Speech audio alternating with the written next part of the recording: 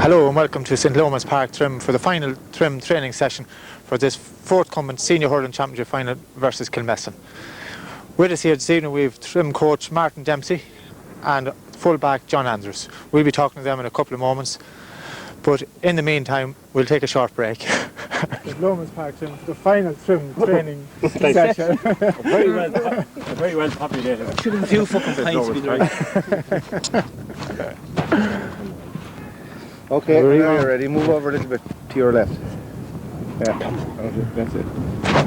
This is okay, it's taken all, yeah? Firing away, yeah. Right, whenever you're ready. Yeah, it's on all the time. Hello, good evening and welcome to St Loman's Park Trim for this final session with the Trim hurlers. Here this evening Start again, will you? Yeah. Stop laughing. Fuck's sake, terrible. Take 125. Trim session. Take 4. Alright, serious. Serious, yeah. Okay. Right, we're on. Hello, good evening and welcome to St Loman's Park Trim for the final training session with the Trim Senior Hurlers. We're here to preview the forthcoming Senior Hurling Final. With us this evening we have Coach Martin Dempsey. Martin. Good evening. Good evening. How are you doing?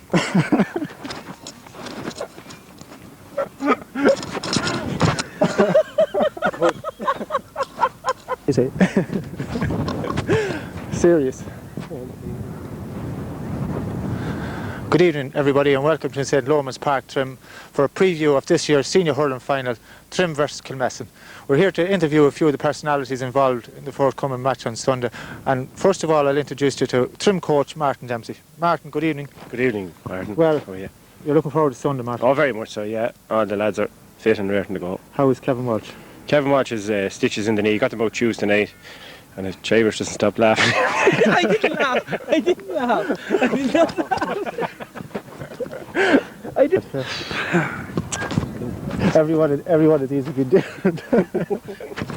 Why you're not saying that? Hello everybody and good evening. Welcome to St Loman's Park Trim for the final Trim hurling train.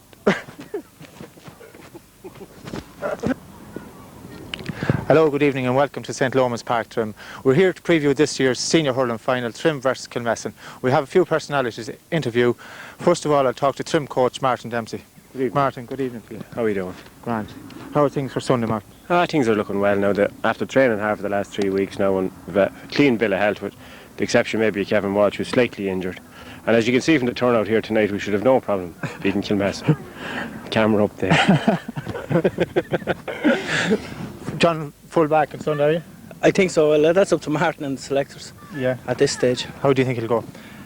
Well, we've trained hard enough, and if Kilmessan beat us on the day, they'll be a better team than us. It won't be from lack of effort on our behalf, anyway. You had a great game in the semi-final, John. Are you looking forward to something similar? Well, I'd love to play half as well as that. So I'm going to give it every go on Sunday anyway. But you won't mind if you're on the winning team? Oh, you won't mind playing bad if we're on the winning team, no. It always happens with me anyway. It couldn't be two or 3 years in a row, John, you play bad in the final. Well, no, don't be saying that, like, you know. I know, I'll probably give it a good go this year anyway, because a bit lazy the last couple of years, you know. Well, the best of luck at Sunday, John. Thanks Martin. Thank you. Thanks. Back to you, Martin. How are the rest of the lads? They're shaping up fairly well now. We had a couple of good hard training sessions with a few practice matches, and we played very well in the practice matches, so we're quite hopeful. As you know yourself, it's on the day really. Yeah. So what do you think the game been switched to now? A bit disappointed in the sense that the crowd last year was most disappointing, you know. Yeah. But it's a great surface for hurling, and it's great facilities for the spectators, which is very important. It's a pity to take it out of Trim though, isn't it? It is a pity because it's a tradition down through the years, and a lot of the locals go. They don't seem to turn out in Navan as well as they do in Trim, but sure, we'll have to make do with it anyway, and sure, hope it's a good game. And maybe we might encourage the game down that part of the world. You're happy enough with the officials that's been selected to do the match on Sunday? Will this interview go out before the game or after the game? We'll tell you that, yeah, right? I will sure it's the county board that have the job to do, so they pick the referees, so I hope he has a good match, and we certainly won't give him any trouble anyway, as we normally play the game the way it should be played. That's grand, Martin. Right, we'll talk to you later on. Hope the best of luck on Sunday. Thanks very much indeed. Thank you. Thanks. But for you, Sunday. Okay. Right, CJ Murta, how are you feeling? Hello there, Mark. How are you doing? Not too bad, actually. Just looking forward to the match now, and the sooner the better it starts. Like all this hanging around before the match is a bit nerve-wracking, all right, but as soon as the match gets underway, that's all I'm looking forward to, really. Who do you think your opponent will be on Sunday? You're probably laying out centre field, are you? More than likely, I'd say maybe Jimmy Maguire or Anthony O'Neill, either of them.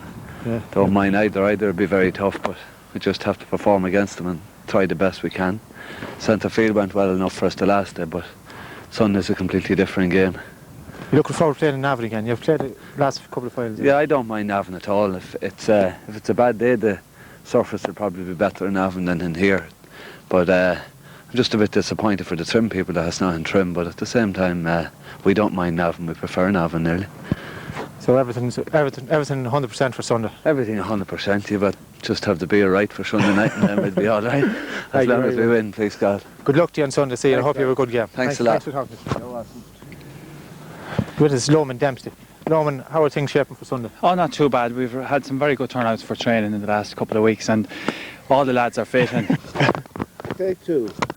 With us we have Loman Dempsey. Loman, how are things shaping for Sunday? oh, not too bad, Martin. We've all the lads out training. There's no injuries, so we're at full strength for Sunday and really looking forward to the game. You hope to line out on the 40 platoon on Sunday? Hopefully, yes. I've been playing there now for the last couple of games, and I like being in the centre there. I like to be in the thick of things. So hopefully. You had a good goal in the semi-final, Loman. Who won the match for Trim? Came very late in the game, as we said, but you were there to take their chance. Well, yeah, I remember much about it. I do remember everything about it. I can still see the ball coming across in front of the square, but I felt it was very much in and out of that game. I started fairly well, and then it seemed to go away from me in the second half. But Kilmessan is a bit short, and the ball is going over and back across your head all the time. And just at the time, I just kept my concentration really for the game, and said something would pop up, and the boys were a bit confused. The centre back and full back for Boy didn't know whether they were marking myself or Ewan, and it seemed to work, and I just was loose and picked up the ball and back of the net. Great score, great feeling. Not very seldom you get them, but how now? Well, that's true too. I've been getting a bit of ribbon about that since, but I won't mind whether I score or not on Sunday as long as we win. Yeah, well, the best of luck to you on Sunday, Loman. Thanks very much. Thanks, Mark.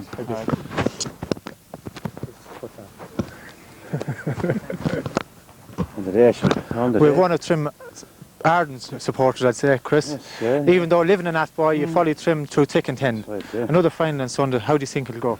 Well, I'd say it's 50-50 chance today, but if you get the breaks, they'll do it. I think they're good enough, and I think they're as fit this year as they were for the last couple of years that I've seen them anyway.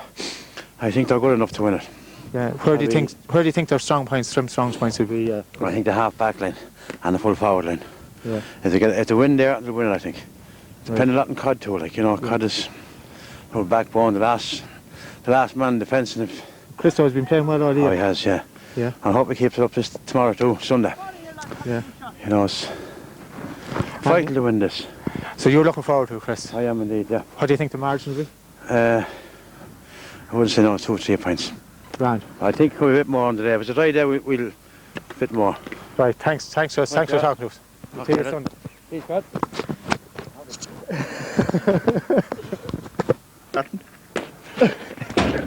Yeah, who are you, Martin?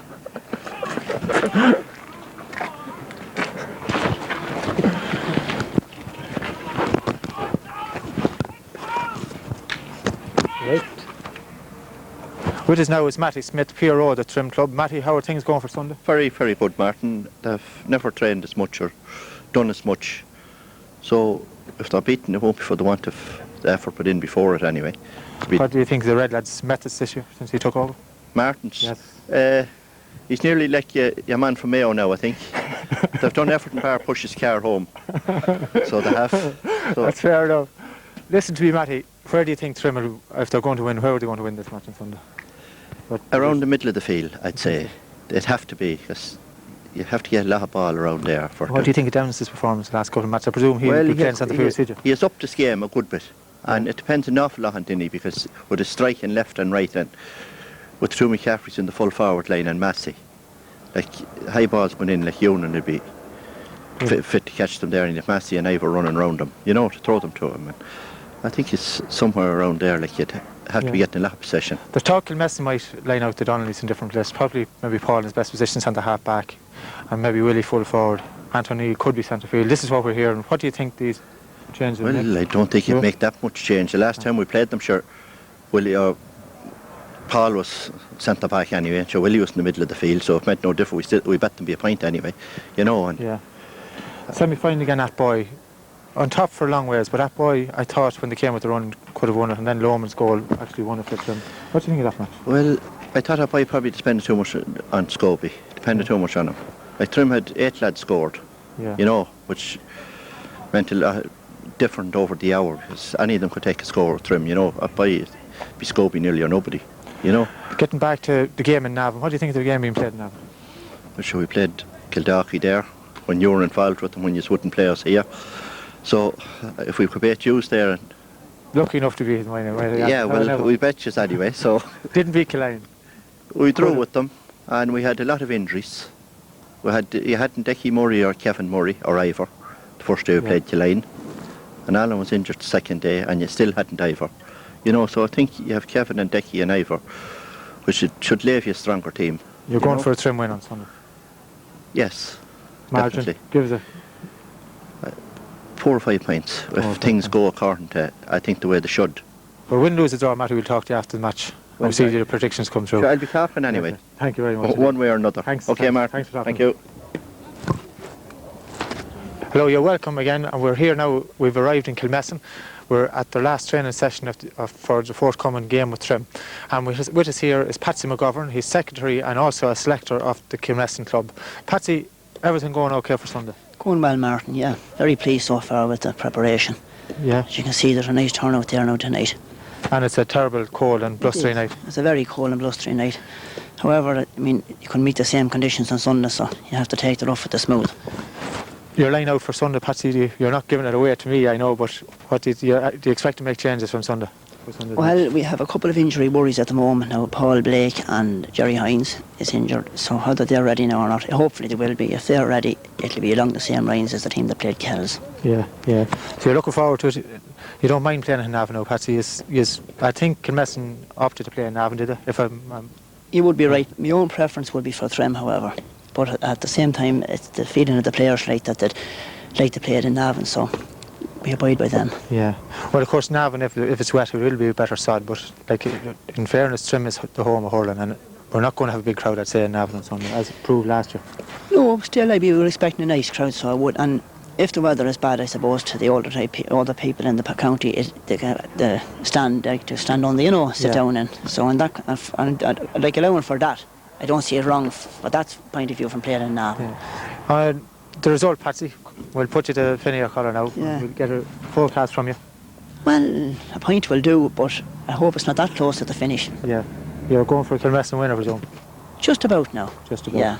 Right, Patsy, thanks for talking to us, and we'll talk to you Sunday, win, lose, or draw after the match. Thanks, Martin. Thanks very much. Thank you.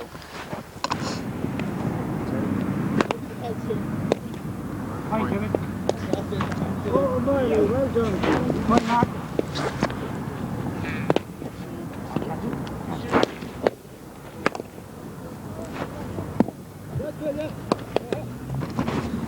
You won't be watching.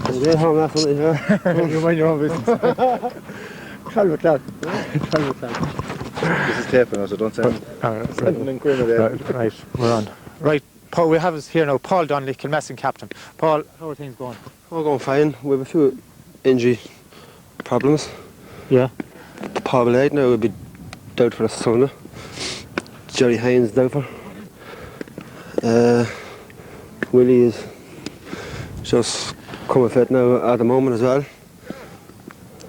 I heard he played well on Sunday. Oh, he played fit well, alright. Yeah, so I believe. Well, Saturday evening was it? Oh, Saturday evening, very good. Listen, I was talking to you Sunday after All Ireland. You were fairly confident yourself and young Riley that you should win on Sunday. How are you feeling now, just 2 days before the match?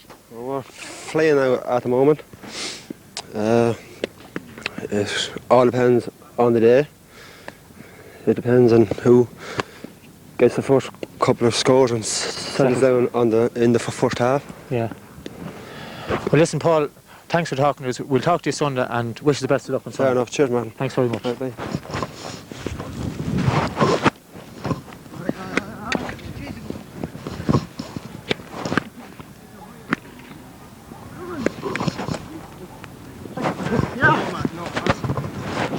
2 or 3 words. That's all. It will be short and sweet.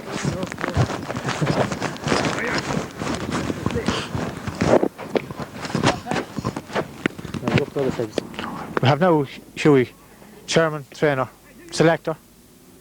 How are you going for Sunday? Not too bad, Martin. All going according to plan anyway. Hopefully it'll come right on the day. Confident enough, yes. Yeah. Very confident. Here you have a couple of injury worries. We have a couple of injury worries, but we've a good panel now. Yeah. Since we've lost out in the intermediate, but we've good young lads there now, plenty of young lads to come in. So you're happy the game's in Navan? Happy enough the game is in Navan, yeah. Yeah. I think it'll suit us. It's just as good as Trim. Yeah. And your selection for Sunday, you're not going to tell me, I presume, but... No, our selection is much the same as finished against Kells. Yeah. 1 or 2, maybe in at the last minute, you wouldn't know. Father and son, where are you going to line out? I'd say I'll be near enough to the dugout. I would say, I would cover to that. But what about Anto? Anto's centre half back, playing well enough the whole year, so I don't think we'll shift him out there. Yeah, right. Listen, good luck on Sunday. I'll talk to you after the match. And thanks very much. And thanks for talking. Thanks very much. Thanks, Mark. Bye. We're with us now Sean Horn, one of the elder statesmen in Kilmessan. I hope you don't mind me saying that to you, Sean, but how many years is this you've been playing? Oh, 20 years now. 20 years. Yeah, this is me. How many finals have you played in, Sean? 9. 9. How many have you won? 1-4. 1-4. Yeah. So you're looking forward to this one? Yeah, this will be nice to finish it off now, alright? Are you thinking of hanging them up? Oh, yes, definitely, yeah. Yeah? Ah, yes. How are things going for Sunday anyway? Ah, sure, we'll be thereabouts, like, you know, it'll be a hard game, man. We were expecting a hard game anyway, like, I'd say fitness will tell at the end of the day, like, you know. Yeah, I saw you scan that boy, Sean. I was impressed as early on, but that boy came with a late run and last 10 minutes he weren't at the races. Yeah, we missed we missed a lot of chances, like, and I'd say fitness let us down as well, like, you know. You know, they came as in the last 10 minutes, as you say, like, and we just no answer for them, like. But I thought we missed an awful lot in the first half, like, the game. We could have nearly had the game won at half time, like, you know. We missed an awful lot of chances, so. And again, Kells had an easy run. An easy run, yeah. It was a hard game, like, we were afraid going into it, you know, and we didn't know what to expect against them, like, you know. Yeah. They got a couple of handy goals against us then, against their own player, like, you know, and these things will happen. And Trim beat you in the semi-final 2 years ago. Yeah, it was a very good game, it was, like, you know, and the last few minutes we were battered as well, like, you know, we're ahead with a few minutes to go, and they came in, I think they got a goal in the last couple of minutes, won by a pointer. So you're looking forward to this one? I'm looking forward to this Do you think one, you'll win yourself, really? Well, to be honest, like, it's going to be very close. Yeah. Like, I just hope we win, like, you know, that's my honest opinion. Go on, Sean. Listen, thanks for taking the time out from training. Yeah. We'll talk to you Sunday, Sean, after the game. Thanks a million, Thank you. Thanks.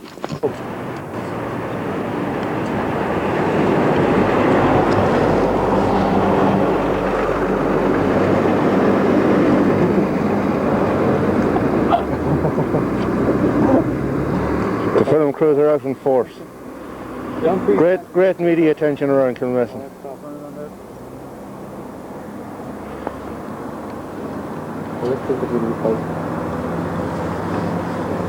Now, in the village of Kilmessan, who do you think we met?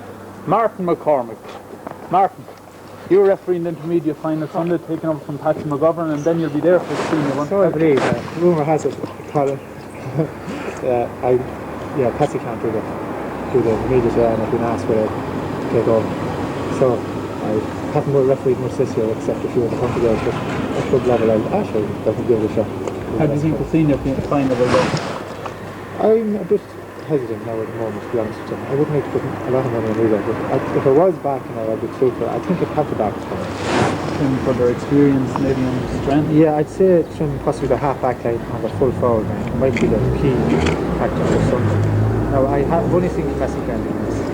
That was against that goal. So very good. But then, last 10 minutes, after Hurling won by 7 or 8 points. They were 5 or 6 behind at the time, I think it was. So, a good match Sunday, maybe? Yeah, well, tonight, as you see, when we're out there at the training session now, it's a terrible night, and the forecast's not great. But if we get a good dry day, and provided there's no wind, like lads can hurl in the rain, but they can't. Wind is a terrible factor in any match. But I'd like to see a good dry day, and hopefully a good game of hurling. If it was anything like half as good as last year's for Killeen and Trim, it would be a mighty match.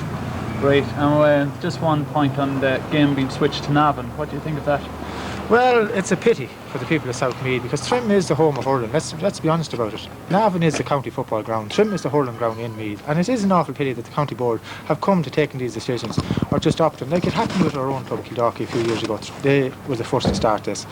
They got the county board said they objected playing Trim in Trim, and it was switched to Navan.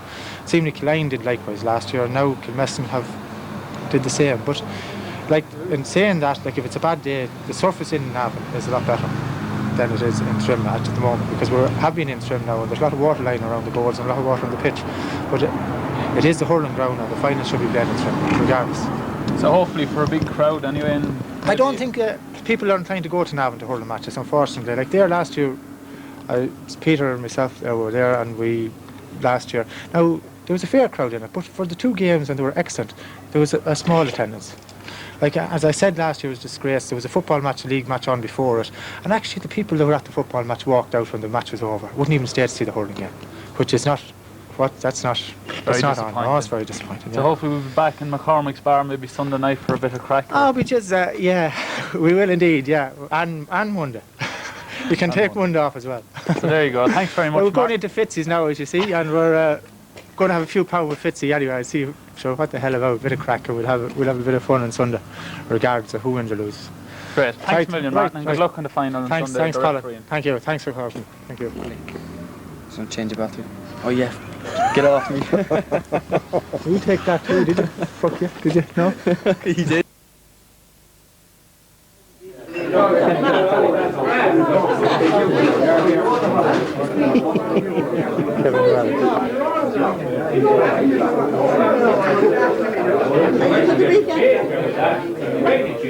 RTE.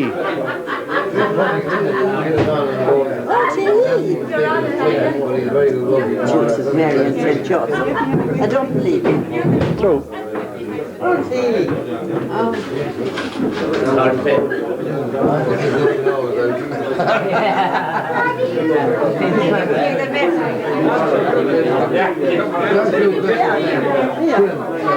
Take this out like here. Turn off your chimney.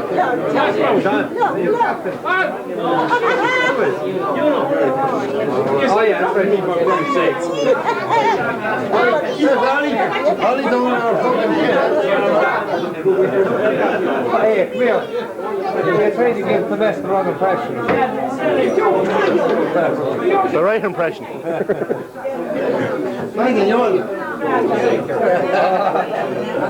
That's boys. Can't send a lot of tickets over here. Mind it, look.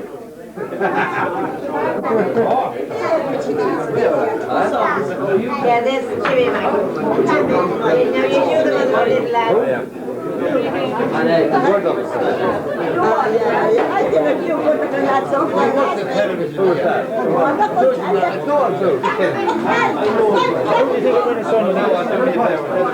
You think so? Why?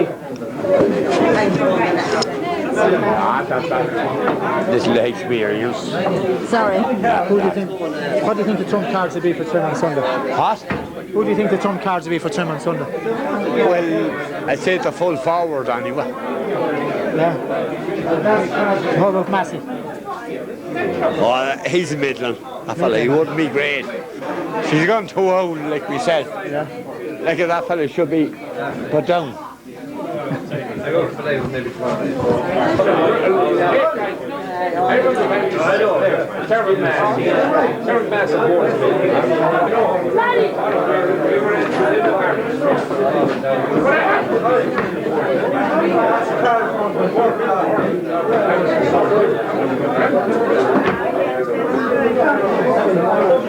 Club Lemon, oh JJ. Club Lemon around. Just show the Club Lemon in case anyone thinks we're drinking.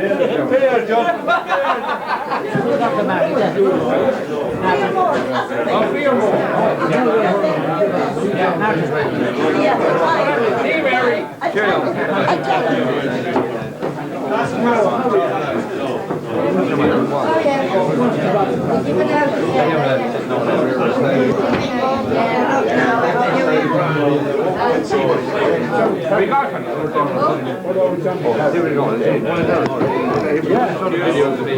on tomorrow? Christmas dinner.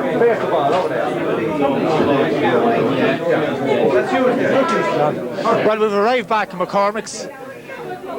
Celebrations, I hope, are not just started yet, but Frankie Lynham, what do you think for Sunday? I think Trim have a great chance. They've a better team now and they're fit, and Tom Massey's in great form. And I missed the halfway game, but why would that be? I was away in holidays, playing a bit of golf. Yeah. But I heard the backs are very good, and the forwards are taking their scores, and that will count next Sunday. Is it just because Massey's standing beside you? Is that what you're saying? No, Tom Massey's a danger to every defender, and it takes some watching on Sunday. Thanks, Frankie. Okay. What's your prediction? I think Trim by 4 or 5 points. Grand job. We'll talk to you Sunday night, see you, right? Won't be able to talk Sunday night.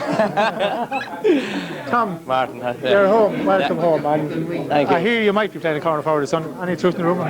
It's rumoured, all right. But we'll have to wait until Sunday to see. Tom, you played in a lot of finals. Like you played with Samani with Killeen, you played now with Trim, and still going strong. You looking forward to this one? I am. Yeah. Definitely looking forward to this now because last year I didn't get to start because I wasn't training, you know. And this year I've done a bit of training and hope to get a start and hope that we'll win it, you know. You look fairly sharp again at ball. Yeah, well, you know, we're getting the centre field and the half backs to get the ball into the full forward line as quick as they can, you know. And because we think, like with the full forward line, with Ivor and Ewan and myself, if I'm playing, that we get the old scores, you know, if the ball comes in quick enough. That's what we're hoping anyway. You've been playing senior hurling now, Tom, for how long? Since 1978. How many finals have you played with Killeen? 5 with Killeen. This is the 5th with Trim. Yeah. Not a bad record, Tom. Not too bad. We're going well so far. I've won 7 out of 9 so far. Maybe we'll make it 8 out of 10 on Sunday with a bit of luck. But seriously, with all these finals and you played in so many, how are you looking forward to this one on Sunday? It's going to be my last, Martin. Yeah? One way or the other, I'd say. Well, we've been speaking to Sean Horn earlier tonight out in Kilmessan, and he was just saying the same, you know? Yeah, well... This is his last effort.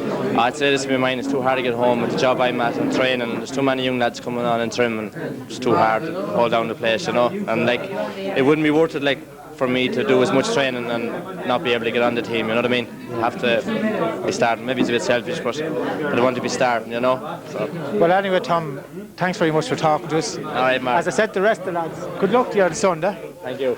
And maybe a couple of done you by. Please God, I'll be trying for that anyway, Martin. Thanks very much. Don't kick them wide. No, I give up the football after the last day. Thanks, Tom. Thanks, Martin. Thanks. Being me anyway. No, don't be seeing me.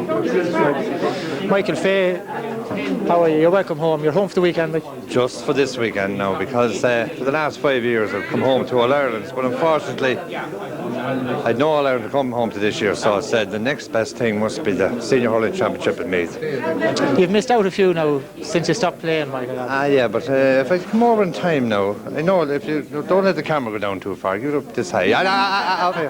Thank you very much. I'm still fit from there up. Playing a lot of golf, of course, there. Loads of golf, yeah. Do you work at all?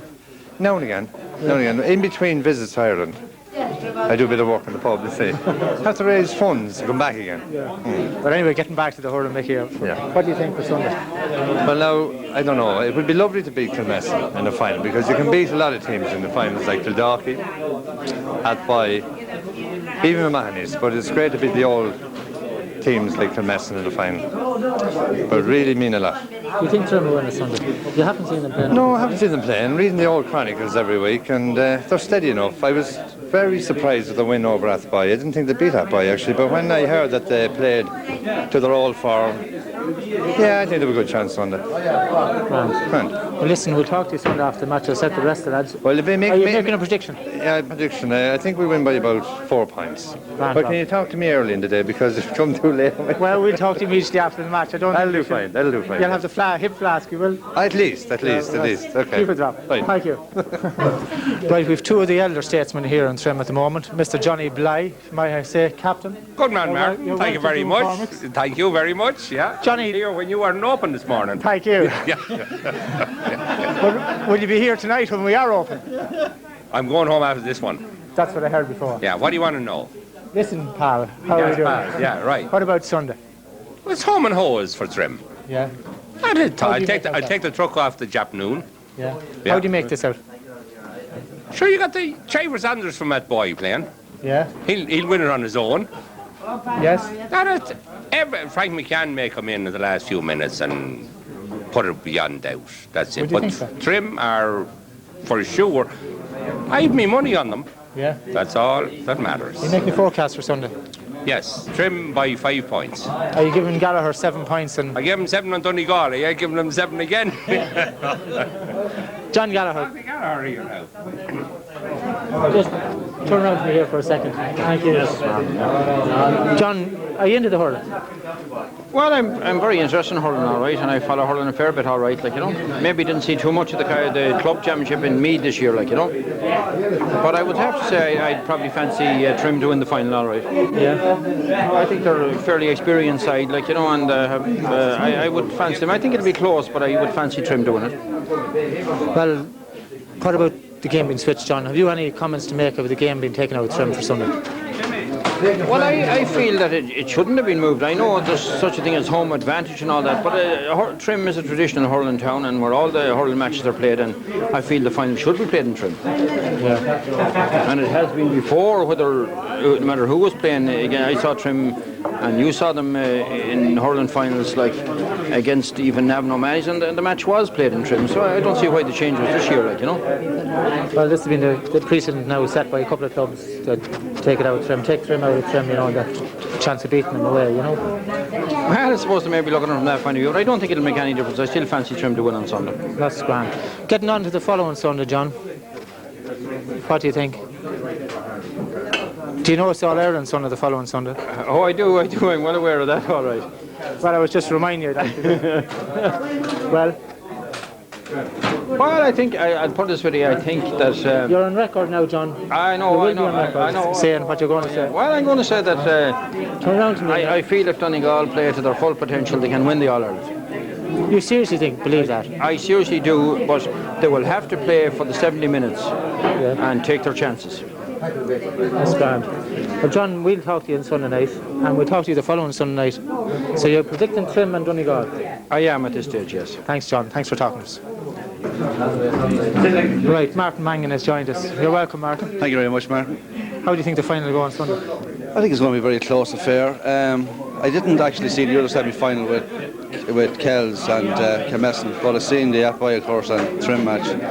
Trim played very intelligent football, or hurling that day. Atboy, I thought there was this was their year, but they didn't do it. But the way Trim played, I think they might just do it. But nearly with a one-man show, Atboy nearly could have beaten Trim. Well, true, but they should have clicked. If everything clicked that day, Atboy would have done it. And I thought this was their year, because they were really playing well this year. But Trim closed them down and didn't let them hurl, and they knew where their strength was. They had all their homework done, and they ended up, I think, the better of the two teams at the moment. What about Sunday? You making a prediction for Sunday? Yeah, I think now that I'm here and everybody's looking at me, I better say Trim. No, actually, I think Trim will actually do it, yeah. Yeah. I think they'll do it, yeah. No fears at all? Oh, yeah, it'll be fierce. Oh, it'll be fierce. Of course it's fierce. But the way Trim done their homework against that boy, I think they'll have their homework done against Kilmessan as well. You're going for a Trim victory? I think, yeah. So you'll be here with us on Monday? Hopefully. Thanks, Okay. Martin. Okay. Thanks for talking to us. Thank you. Right, Clock Murray. You're enjoying a pint clock. Will you be enjoying one Sunday evening? With the help of God, yeah. Who do you think will win on Sunday? Trim. Yeah. For what reason are you saying Trim? Well, there's a couple of my namesakes playing with them. Murray's. No relation, no? None whatsoever. Is there any hurling in the Murray family, your clan, no? No, not as yet. Not as yet. But will be very shortly. Yeah? Yeah. You going to match? If I'm let. Well, you were to go to the hurling final last Sunday and you weren't let, so what about next Sunday? Do you want to lift? No, I'll be there. Right. I'll be there. So you're going for a Trim victory, yeah? I'll go for a Trim 4 pints. Right. Thank you, Liam. Philip Lowe on the corner. Thank Philip, you. How are you doing? Not so bad. Well, what about Sunday? I will be cheering for Trim. Yes. I live here. Longwood man, of course. My interest will be on the earlier match. That's all right. I look But, yes, I hope Trim win. I'll be shouting for them anyway. And what about your intermediate team? A lot of old men on it. Yeah. They won't like me saying that, but there is. But they've done well enough. They've done well enough in the other two matches to indicate that they should. They could do it, yeah. I hope they do. Are you available to work with Sunday and Monday? Whatever about Monday. Sunday could be an outer.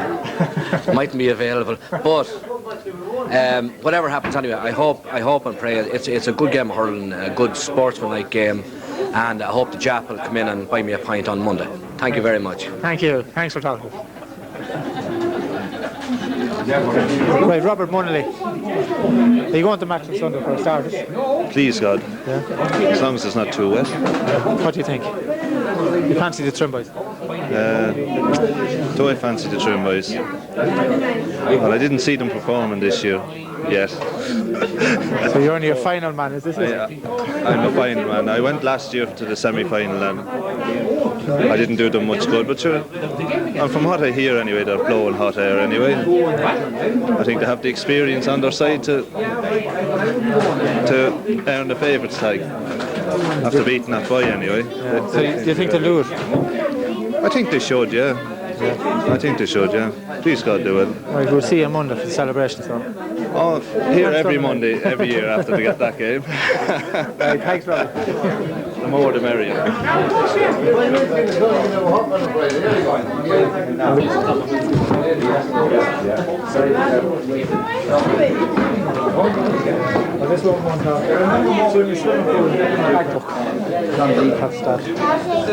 Right, we're joined with Kevin Walsh. Kevin, you're injured. How is it going? That's not too bad, Martin. I was down with the doctor tonight. He says it's okay, so hopefully now after a fitness test tomorrow night it'll be alright. And get the stitches out, yeah? I got them out last Monday. We got a bit of an infection though after that, so just seeing what that clear up. So you're ready if they select you? That's it now, flying, ready to go. Ready to go. How do you think, Kevin, the match will go yourself? It'll be tight, but so hopefully we'll squeeze away a couple of points. Yeah. Hopefully. And you were hoping they'll take part? Ah yeah, hopefully. See what the boys now think I'm good enough or not, you know. Well, you're good enough if you want to play, aren't you? That's it, sure. Yeah. So, no other injury worries on yourself? No, as far as I know, I'm the only one, and everybody else seems to be flying. Yeah. Very fit, ready for anything. Looking forward to it? Yeah, I'm looking forward to it. Now, if I am playing, it'll be the first final that I've been involved in that I was playing in, so it'll be a special one for me, you know. That's right. So hopefully now we can win it and be something to remember. Right, Kevin, good luck on Sunday. Thanks very much. We'll see you after the match. We'll have a chat. Right, thanks, man. Cheers, man.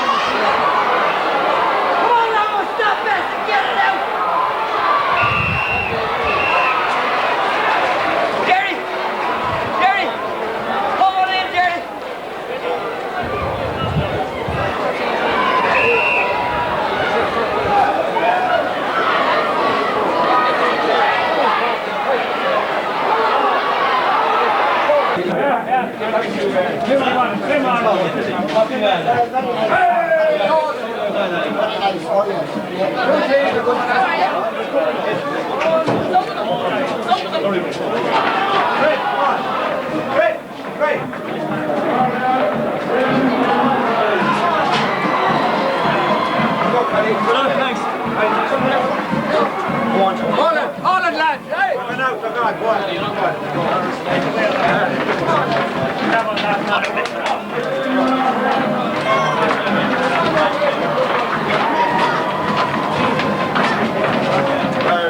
Johnny, hold the ball. How are you doing? Here, the Tom. You want the back of the net?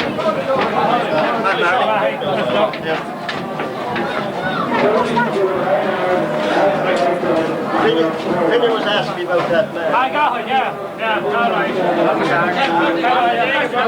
Thanks very much.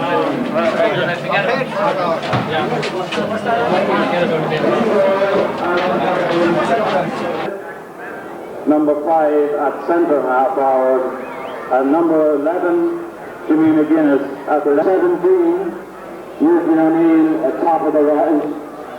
Full forward, number 14, Willie Donnelly.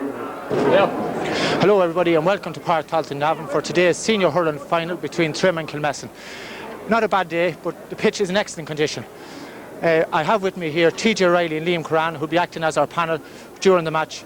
I'm just going to have a quick word with them before the throw-in and see what way they think the game will go. TJ? Well, at this moment it's hard to say. I would feel that Trim are a stronger team at the moment. But if Kilmessan moves the ball quicker, it will upset the Trim players much more than anything else. So for Kilmessan to move the ball quicker, Trim, the heavier going could suit them. Thanks, TJ. Liam Curran, how way do you think the match will go? I'd say it'll be a very close game. Kilmessan had one or two great games early on in the season, and Trim wasn't playing that fantastic. But the last semi-final in particular, Trim had an exceptional game of hurling and beat Hatby, who I thought at the time were the favourites. And I fancy Trim just to take it by a couple of points. Well, Liam, where do you think the strong points will be on either side? Well, if John Andrews plays up to the standard he played in the semi-final, he should be a great advantage to Trim. It depends a lot on how the Donnellys play and who they start at midfield. And if Willie plays his normal game of hurling, I think they will make a good fight of it. A prediction, Liam? Trim by a couple of points. Right, Liam, we'll talk to you at half-time and see how it's going. Thanks. Okay, thank you. A prediction, TJ, before we go? Well, I felt over the last few weeks that Trim were coming good at the right time, and I feel they can win this game by a couple of points. Right, we'll talk to you at half-time. Thanks very much. Sean Colgan, Chairman of the Hurling Board, just joined us. Sean, how way do you think the game will go? I think if Trim centre field are in the game at all, Trim will win because they have the full forward line. They have the forwards that can win the match. But if it's like last year, like if Dennis and if it's CJ, if they don't get going in the middle of the field, I think Trim could struggle. We hear Kilmessan have a couple of injuries. We believe there's a couple of lads, Paul Blake is not playing. I don't know whether that's true. I don't know, I didn't get the Kilmessan team, but I heard, I think Paul Donnelly's back, centre half back, I think. Anthony O'Neill, centre field. Yeah, well, I think that'll improve the Kilmessan team. So Sean, thanks for talking to us. We'll join you at half-time. Right, thanks Mark. Thank you. Kilmessan and Trim. Kilmessan first, we have Alan Duffy in the goals, Martin Curran, Sean Horan and Joey Maguire making up the full back line. Jack Smith, Anton O'Neill, Brendan Farrell make up the half back line with Jimmy Maguire and Paul Donnelly playing at centre field. Paul Donnelly, the captain of today's team. Brian Riley, Jimmy McGuinness and Paul Blake make up the half forward line with Willie Smith, Willie Donnelly and Malik Maguire playing on the full forward line. Trim's team, Kit O'Donnell, sometimes mistake for Twiggy, playing in the goals. Kevin Walsh number 2, John Andrews number 3 and Martin Kelly, ever dependable Martin Kelly playing cornerback. Benny Murray number 5, Declan Murray number 6, Keith McEvoy number 7. CJ Murtaugh playing at number 8 with Dennis O'Keefe partnering him in number 9. Kevin Murray, Loman Dempsey and Alan Smith playing in the half forward line with Tom Massey, Una McCaffrey and Ivor McCaffrey making up the full forward line. Today's referee is Paddy Brady, Paddy from Navan, referee in his first senior final. His linesmen are Noel Costello and Michael McDonough, and umpires Michael Carr, Peter Matthews, Michael Kiley and Joe Ward. So today's game, teams lining up for the parade around the field. We call it Una McCaffrey of Trim and Paul Donnelly of Kilmessan. Kit O'Donnell, number 1, brought back from retirement to play in the goals again. Very experienced player, shaking hands there with Alan Duffy.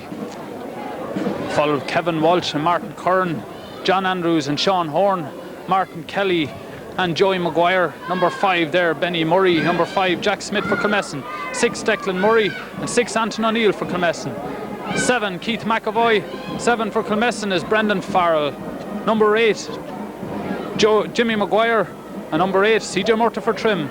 Paul Donnelly for Kilmessan, number 9. Dennis O'Keefe, number 9 for Trim.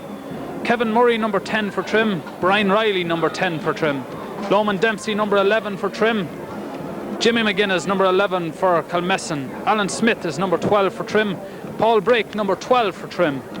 Number 13 for Trim, Tom Massey. Willie Smith, number 13 for Kilmessan. Una McCaffrey, number 14, the captain.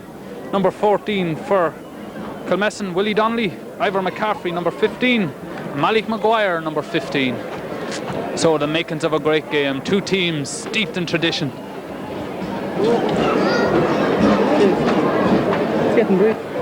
A shot of the supporters in the main stand here at Navan's Park Talton, which has really filled up since the first game, the intermediate game, which was between Longwood and Wolf Tones. Wolf Tones winning it. It's now look happy enough. Visiting both towns on Thursday and Friday night. We were in Kilmessan Thursday night, or on Friday night. They were very confident of winning today's game, and we were in Trim third. So now the Trim team break away from the parade, run into the positions. Trim playing with the wind in the first half. Warming up, stretching their limbs. Dennis O'Keefe, experienced campaigner. Declan Murray playing at number 6. Benny Murray, his brother, playing at number 5. Sponsored by Dermot Dempsey Solicitors.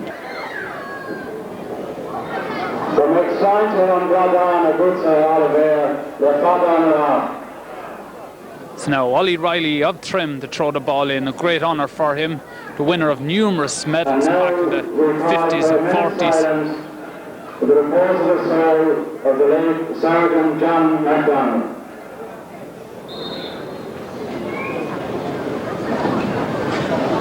Minute silence for Sergeant John MacDonald, whose son is on the Trim panel.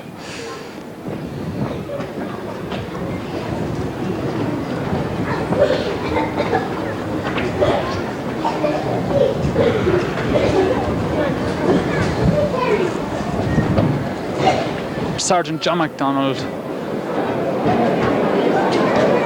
Now the players and people stand to attention for our national anthem. Aron Naveen.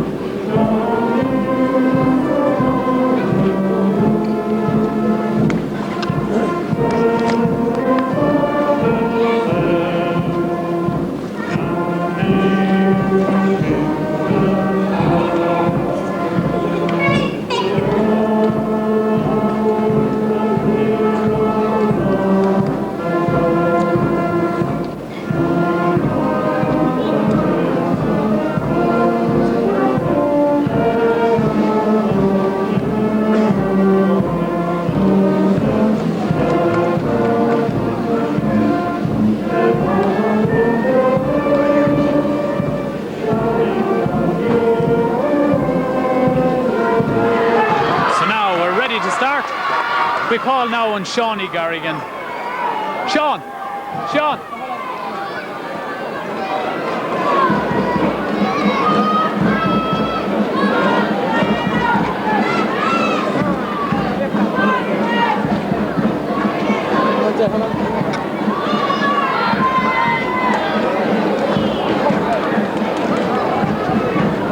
Right. We're going to talk to Shawnee Garrigan. Let's do them later. Okay, we'll get you in a few minutes, Sean.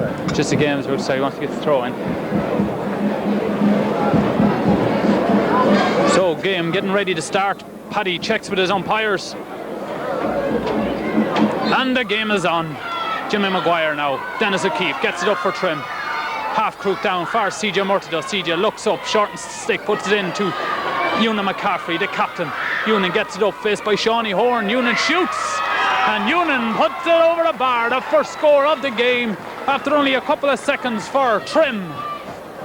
So now, here we go. Later on, we're going to be having some expert views from Shawnee Garrigan, the winner of numerous senior medals, and coaches many teams. So Alan Duffy with the first puck out. A long ball over towards Jimmy Maguire. Jimmy pulls in a one-handed. Brian Riley now knocks into space for himself. Declan Murray meets it in the centre with a sweet, crisp pull. Alan Smith now. Alan, skillful Alan, knocks it in, but Shawnee Horn's reading it all the way. In goes Loman Dempsey. Loman knocks across towards left-handed Kit Dog, Tom Massey, winner of medals with both Trim and Killeen. Shawnee into his hand. Shawnee puts it over the far side of the field towards the sideline. Now, ball knocked out over the sideline. Styler looks to have given it to Kilmessan. Styler, the linesman from Athboy. So, Paul Donnelly, free. Oh, only half hits it. Jimmy Maguire though, reads it quickly, gets out to it. Anton O'Neill. Anton gets it up, followed by Dennis O'Keefe. Anton crooked, knocked out for a sideline to Trim. And now number 12, Alan Smith for Trim with the sideline puck. Alan Smith, only half cut, it rolls along the ground towards Loman Dempsey. Loman pulls it in. Knocked out that time by the centre back for Kilmessan. Oh, good hurling there. Benny Murray drops it though. Benny robbed by Jimmy Maguire. Jimmy, brother of the famous Adrian, knocks it in towards the corner. Chased by Malachy Maguire. Martin Kelly knocks it right across the square. Willie Donnelly is in there pulling. John Anders gets it up there. John Anders, hurler of the year last year, knocks it to Benny Murray. Benny, who lets it right up the side of the field. Taken there by Sean Horn. Sean following Ewan McCaffrey out. Knocked down towards number 11, Jimmy McGuinness for Kilmessan. Jimmy gets a good ball in. Dropping danger around the square. Kit O'Donnell comes out, catches it in the chest. Knocks it out this side of the field towards Benny Murray. Benny playing wing back. Let's back up this side of the field towards Ewan McCaffrey. Ewan, who started off full forward, but is playing out around the 40-yard line. Won that time by Joey Maguire. Joey knocks it out for sideline cut to Trim. So good, fast, exciting start to this game, and Kevin Murray, number 10 for Trim, getting ready to take this sideline cut.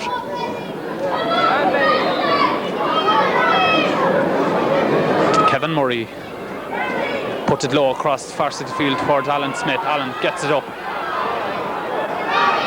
Knocked back that time by Loman Dempsey to Dennis O'Keefe. Dennis steadies himself, shoots, and puts it over the bar. Good score there. Good calm hurling there from Loman Dempsey. He was aware that Dennis O'Keefe was standing just behind him on his own. Knocked it back to him, and Dennis duly obliges and knocks it over the bar. So, Alan Duffy, fast becoming one of the great goalkeepers in Meath. Alan pucks it out long. Daft down there by CJ Murtagh to Loman Dempsey. Loman blocked down by Paul Donnelly. Stick is broken. Now Declan Murray reading the game well. Jack Smith. Jack knocks it up towards Willie Donnelly. Willie playing full forward but roaming around the field. Willie shoots for a score but knocks it wide.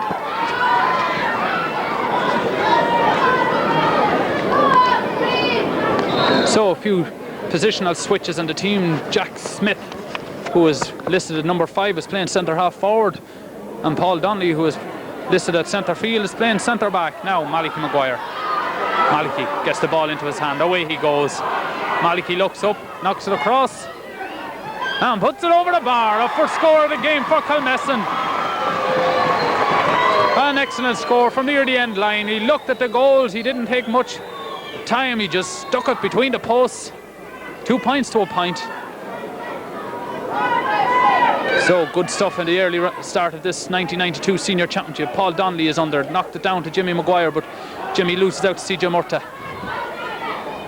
Knocked away that time by number 18. It looks like Tony Donnelly is on. Malachy Maguire now, blocked down that time by Martin Kelly. Willie Donnelly now, one hand trying to get it up, it won't come up. Now Malik Maguire shoots for another score, but knocks this one wide.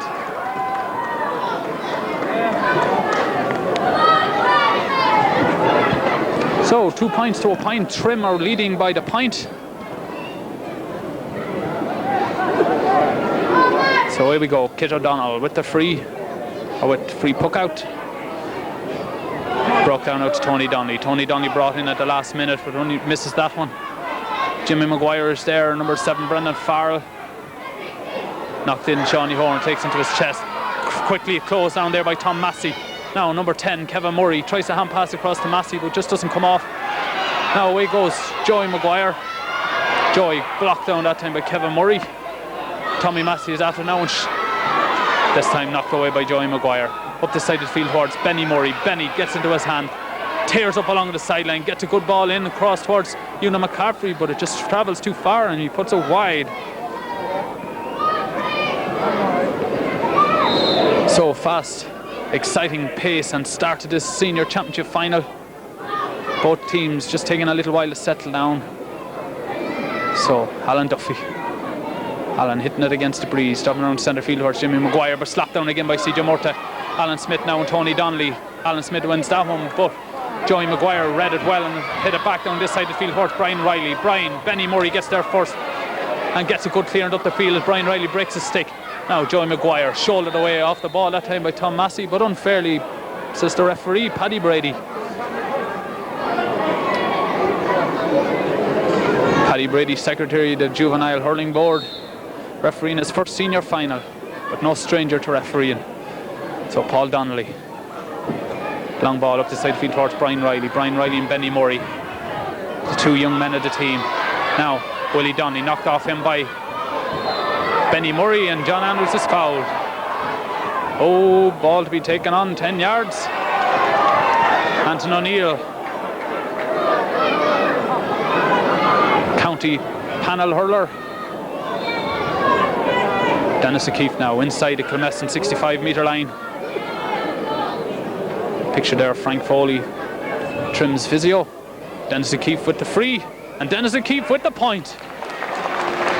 So Dennis O'Keefe with the aid of the breeze strikes the ball, good 65 metres between the posts.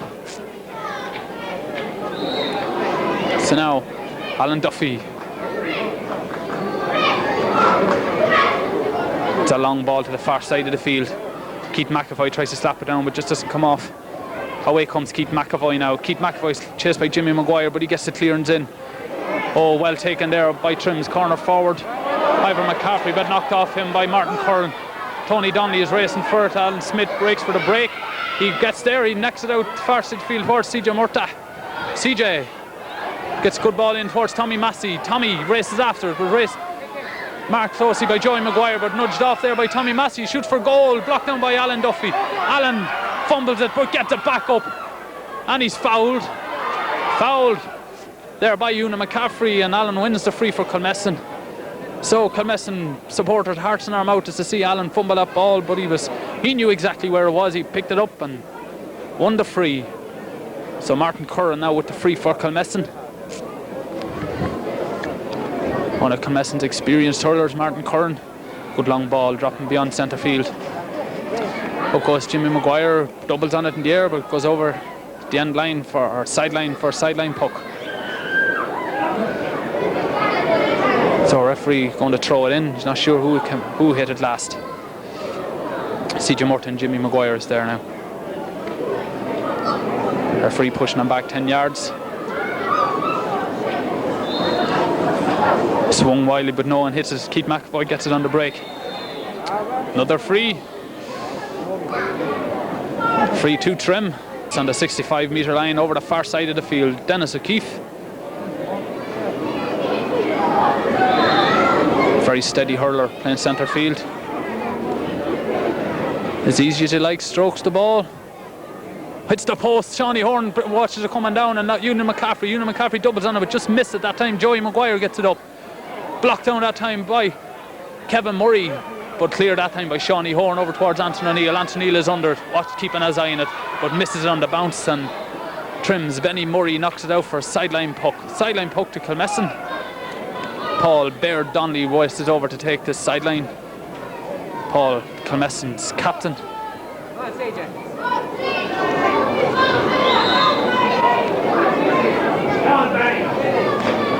Good long ball down this side of the field over towards his brother Willie Donnelly. Knocked away from him by Chivers Andrews. CJ Murta is there playing everywhere. Jimmy Maguire gets it up and loses it out again the second time. Dennis O'Keefe this time sidesteps Maguire. Tips it on the stick. But adjudged to have been fouled by Jimmy Maguire and wins the free. It's now Dennis on his own 45-metre line with the free for Kilmessan, or for Trim. Dennis O'Keefe. Oh, another very long ball dropping in around the square. Una McCaffrey doubles on it. Alan Duffy just gets on the feet and knocks it away from the in-rushing Ivor McCaffrey. Ball knocked back across. Una McCaffrey jumps high as fur, but just sails over the top of his fingers. Gets round his man into the chest of Alan Duffy. Alan keeps his eye on it. Knocks out the far side of the field towards number 11, Jimmy McGuinness. Jimmy can't get the puck in. He'd like to get into it. Dennis O'Keefe wins the race to it. Hand passes on to number 12, Alan Smith. Alan blocked down by Tony Donnelly. Sideline puck to Trim.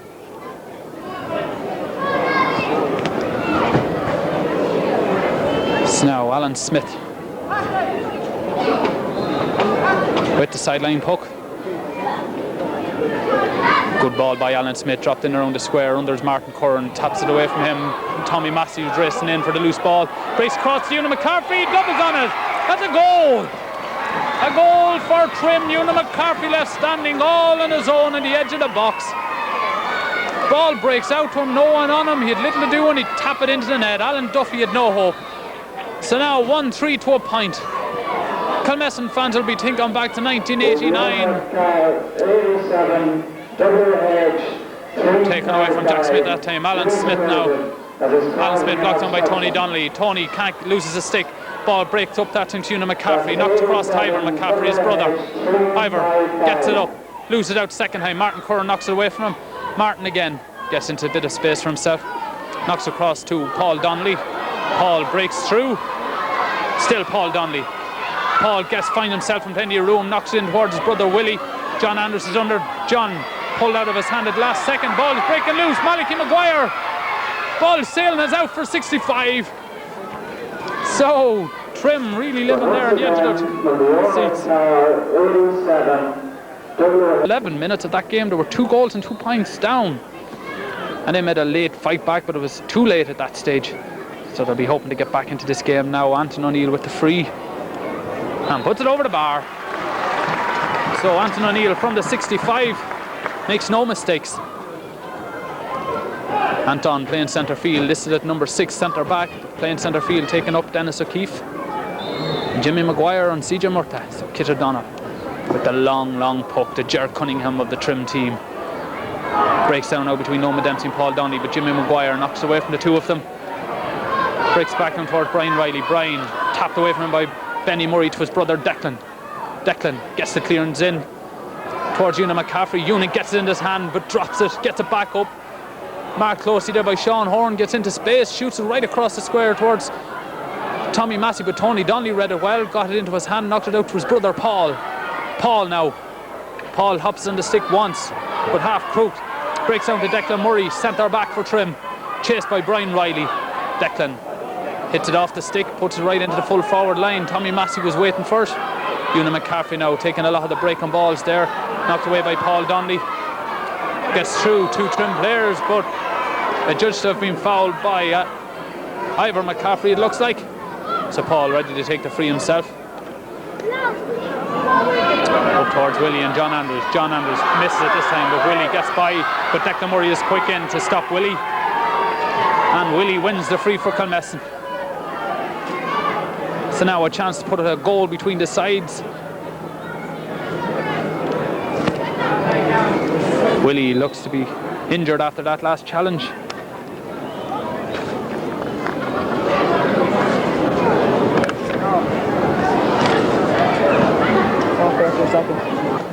Kilmessan with the free. Referee just telling Brian Riley where to take the free from. Matter of 2 inches. Brian Usually quite accurate with these frees. And is this time as well.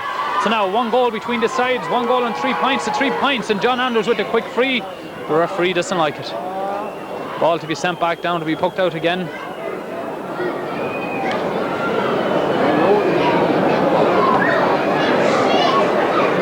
So now Kit O'Donnell.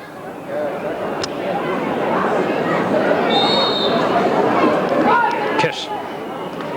Second time round gets the ball down around the Kilmessan 45-metre line, but pulled down that time by Paul Donnelly. But Danton O'Neill gets it into his hand.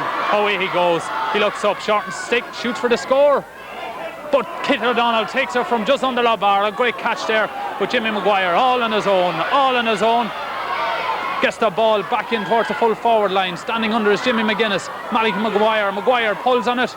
Knocked away now by number 2, Kevin Walsh. Kevin, who was doubtful for the start of this match with an injury he received in football, but he's fit enough to start today's final. Dennis takes the time to make some room for himself, and Paul Donnelly comes charging forward, takes the ball on the stick. Loman Dempsey still with him. Now Anton O'Neill. Anton is fouled by Declan Murray, and Anton playing some very good hurling. He's really settled down now in the past 5 minutes, making his presence felt.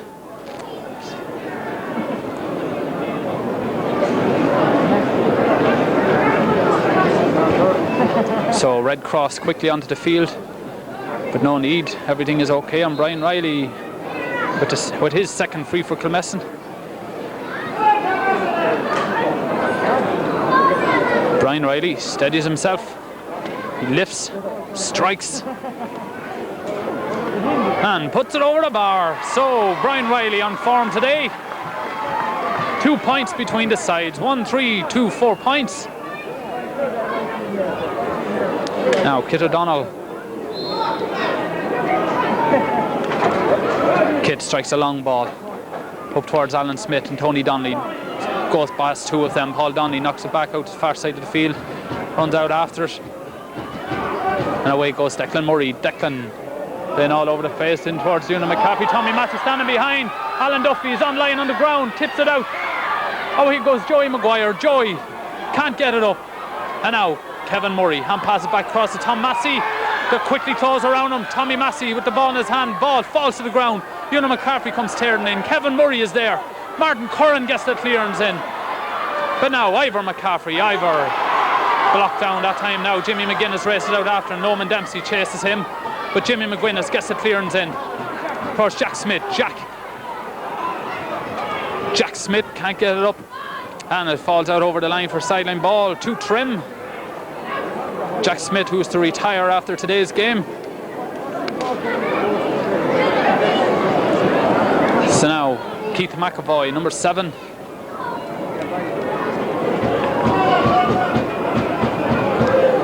Taking a practice swing.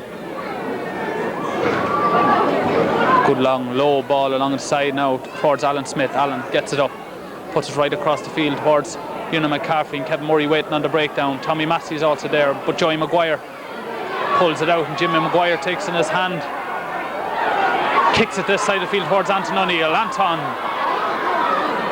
loses the race to Benny Murray, and a free. So now we have a free foul after the ball was hit, and a free from where the ball landed. So they're shouting for the mentors to come running in. Hopefully it won't be too serious. I'm not sure who's down.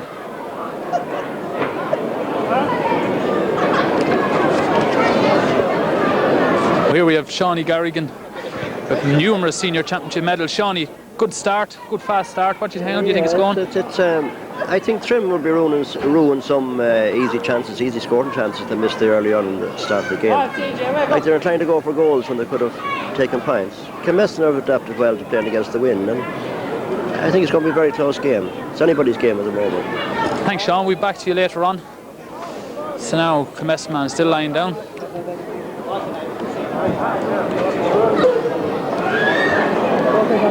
Right, so Tony Donnelly back on his feet after that. Wasn't too serious. Paul now puts the long ball down towards the corner flag under Jack Smith and Declan Murray. Declan falls over. Now number 17, Eugene O'Neill, just puts it wide. So Kilmessan really make the changes today. They have Tony Donnelly, number 18, and Eugene O'Neill, number 17 on the field. Willie Smith and Paul Blake look to be the men to make way for them. Now Paul Donnelly. Out the way, Tony Donnelly is there. Referee blows the whistle. Looks to throw this ball in. He's going to do so. Paul Donnelly now on Loman Dempsey in for the throw in.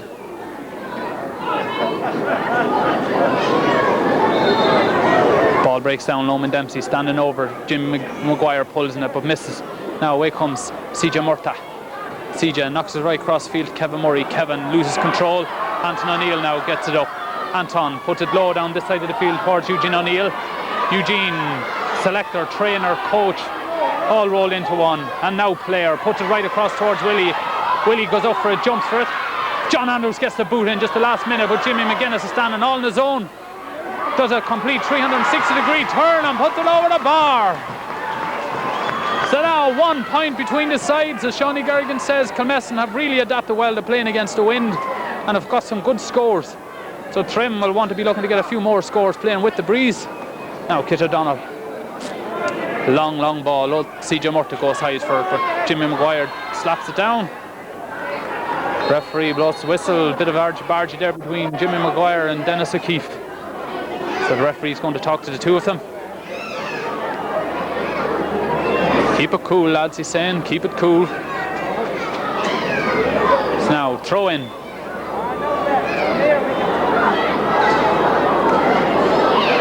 Between Paul now and Dennis O'Keefe.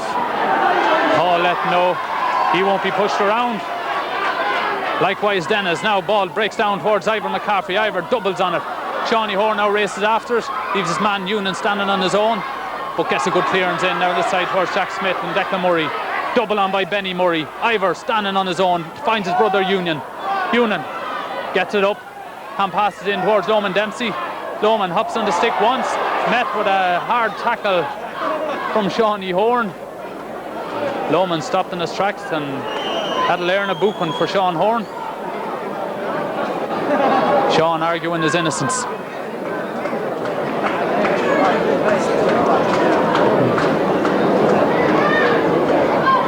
So now Sean, not meaning to do what he did, goes over to check that he's okay.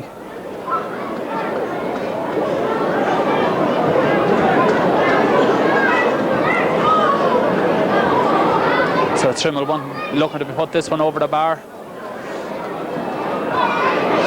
Frank Foley being kept busy now in the early stages of this first half. Union McCaffrey. Union usually quite accurate with these frees, and is so this time as well. So now 2 points between the sides yet again. 1 goal, 4 points to Trim. Kilmessan 5 points. Alan Duffy now with the puck out. Alan Duffy keeping it low against the breeze up towards Jimmy Maguire and CJ Murtagh. Dropped by the two of them, but Declan Murray read it well. Pulls it up the far side of the field towards his corner forward Tommy Massey, but Joey Maguire races out to it. Joey gets a good clearance in. Up goes Anton O'Neill. Anton probably the smallest man in the field, but jumped the highest. Now Jack Smith, number 5, playing centre forward. Takes a shot in low to Willie Donnelly. Low ball, John Andrews behind him. Put in back inside towards Malachy Maguire, but Kid O'Donnell comes racing out. Malachy is there. Ball is lying on the ground. I don't know where it is. Complete schmozzle there. Dennis O'Keefe comes in from centre field to help out his full back line and wins the free. So, action all over the field. Kid O'Donnell was pushed off the ball or hooshed off the ball, shouldered off the ball, whatever you like, and the ball got stuck on the ground and no one knew where it was. So Dennis O'Keefe saving the day at that time. Now John Andrews with the free. It's a long ball in towards CJ Murtagh. CJ taken off him but slapped down to Loman Dempsey. Ball breaks down to Joey Maguire. Joey Maguire meets with a sweet pull out the far side of the field and over the sideline. Now Ivor McCaffrey picks it up.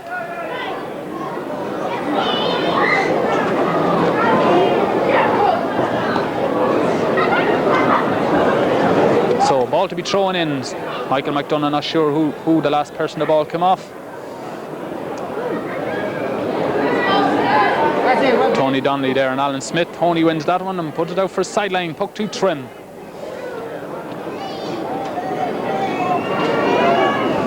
Now Alan Smith knocks it back to Keith McEvoy, but too quickly.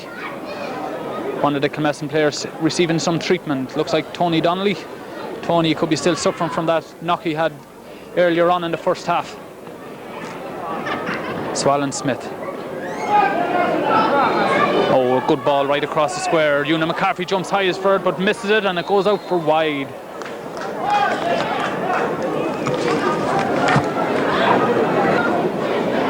Alan getting good pucks in against the wind. Jimmy McGuinness puts the hand up, but knocked away from him by Keith McEvoy. Loman Dempsey now gets it up. Blocked out well by Paul Donnelly. Tips it back to Keith McEvoy. Keith breaks through. Gets a ball clearance in towards Alan Smith. Una McCarthy knocks it in for Tommy Massey. Tommy, left hand. Keeps the ball going in front of him, but he's stopped that time by Martin Curran. And Shawnee Horn gets the clearance in. Now Jimmy McGuinness gets by his man. Still Jimmy McGuinness. Still Jimmy. Oh, he blocks, he misses it this time. Taken off him now by Ivor McCaffrey. Ivor doing a lot of running in this game. Knocks it long, but taken out by Tony Donnelly. Shawnee Horn, and yes, Shawnee makes a clearance over to the far side of the field towards Malachy Maguire, but Malachy can't reach it. It goes out for a sideline cut.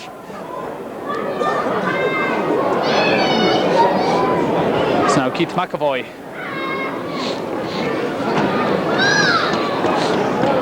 Keith gets in a practice swing again. Gets a good ball up along the sideline. Loman Dempsey wins the race to it. Tony blocks it down. Blocked, taken off him by Alan Smith though. Paul Donnelly is in there to help his brother Tony. And free. No, referee is going to throw the ball in again. So Tony Donnelly and Alan Smith. Ball breaks between the two of them. Loman Dempsey gets it into his hand. He's been well bottled up there by the Kilmessan players, but fouled according to the referee, and a free into Trim. So Kilmessan have died down in the last 10 minutes or so and have let Trim back in with a couple of scoring chances, and now Una McCaffrey goes out about 45 metres out from the Kilmessan goal on the far side of the field.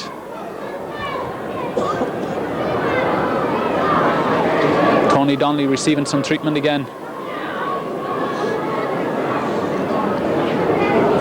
So Una McCaffrey waiting until Tony has received the treatment.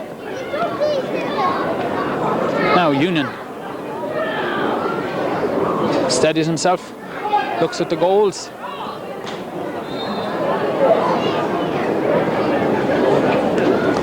Strikes it well and strikes it over the bar.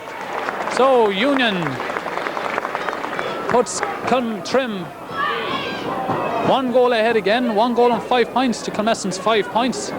The goal separating the team. Una McCaffrey's goal separating the two teams. It's now Alan Duffy. Alan heads out this side of the field towards Jimmy McGuinness. Ball breaks down to Willie Donnelly. Willie, good hand passing towards Jack Smith. Jack lets fall of his hand. Dennis Keefe comes racing across the cover, but Jack gets into his hand. He's going through. Looks to be foul, gets the shot in and puts it over the bar. Great score there from Jack Smith. He didn't look as if he was going to get any shot in there. There was 3 or 4 Trim lads around him, but Jack finds himself with a couple of inches of space and knocks it over the bar. So 2 points between the sides again. A good ball there originally from Willie Donnelly. So now Jimmy Maguire, but loses out to Kevin Murray. Kevin pushed off the ball, no free there. The referee, Kevin Murray, is still going. Tommy Massey is in there. Jimmy Maguire is in there. Jimmy tries to pick it, it won't come up. Sideline cut to Trim.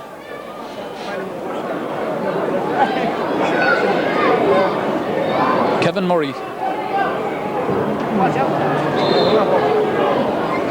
Cuts it low across the squeal, cut out that time by Joey Maguire, but Joey misses it out. Dempsey tries to hand pass to Massey. Massey drops it down. Breaks out to O'Keefe, but is robbed by Joey Maguire. Anton O'Neill now coming away with the ball.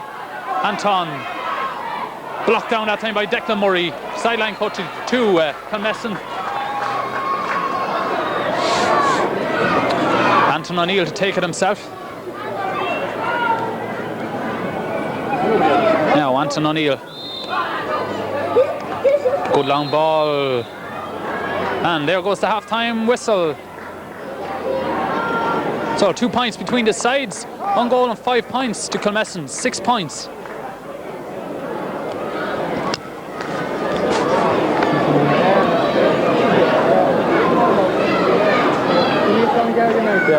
Paddy coming over here Right, at half time of the senior final, it's Trim 1-5, Kilmessan 6 points. We're back with our panel here. TJ, how way do you think it's going? I think the game is very evenly balanced, very evenly. If anything, Kilmessan looked the more dangerous. Trim had a chance to get a couple of goals and missed them. But I feel that Kilmessan now have a slight edge in their playing, even in the first half. And now turning around in the back, I think they have a very good chance of causing an upset here with the favourites Trim. Right, Liam, how way do you think it's going? Who do you think is playing well? Well, at the moment, 3 points is very little between the two sides. Willie Donnelly seems to be taking John Andrews out quite a bit and probably getting the upper hand of him at the moment. Kilmessan are hurling well at the moment. Slight advantage, I'd say, at the middle of the field. Jack Smith has played very well on the 40 as well. But having said that, Trim could have scored 2 goals there, a little bit of luck, and they might regret them yet before the hour is over. What do you think centre field? Dennis O'Keefe seems to be playing well for Trim today, doesn't he? Dennis O'Keefe is playing well, but also Anton O'Neill and Jimmy Maguire are hurling well too. You know, CJ doesn't seem to be into that much at the moment. Yeah, we're joining with Paddy Kelly. Paddy, what way do you think the game is going? Well, I don't know about the win factor. Like Trim, they were playing what I would think with the win in the first half. I don't know whether they're enough. They're only 2 points up. I think Kilmessan will cause them big problems in the second half if they keep running at them. Willie Donnelly and Jack Smith there running at the Trim bags could cause them big problems in the second half. Trim are after missing a few goals. They might pay for it in the second half, I think. You know. Yeah. What way do you think that we were saying about the win factor there, Paddy? You were involved with the Wolf Tones in an intermediate match. Yeah, well, it's a funny old sort of a day because, like, I thought in the first match there in the Wolf Tones that the win was kind of stronger in the first half than it was in the second. So, like, it's hard to know whether the win is really a factor or not. Kilmessan have scored 6 points again the win, so like the win mightn't be a factor at all. But I think Trim missed a few golden chances there with what I would think a bit of a win in the first half, and they could rue their mistakes in the second half. Right, Paddy. Joined by Finian Englishby as well. Finian, on your own performance the first game, congratulations. We'll talk about that later on. What way do you think the senior final is going? Well, Trim have to be worried at this stage of the game. I would have thought playing with the wind they would be far more ahead. They don't appear to be penetrating the Kilmessan backs at all. Kilmessan half backline are outmanoeuvring them, and I'd feel very worried if I was a Trim man. I think Kilmessan will win it now with the breeze behind them. Yeah. TJ, as Paddy was saying there, the win factor, what way do you think it's gusting? It's not that strong though. It's gusting, and it doesn't seem to have a big bearing on it. It's carrying the ball very slightly. Now, we've seen the Kilmessan goalie with some great puckouts, way beyond centre field. He put some of his puckouts.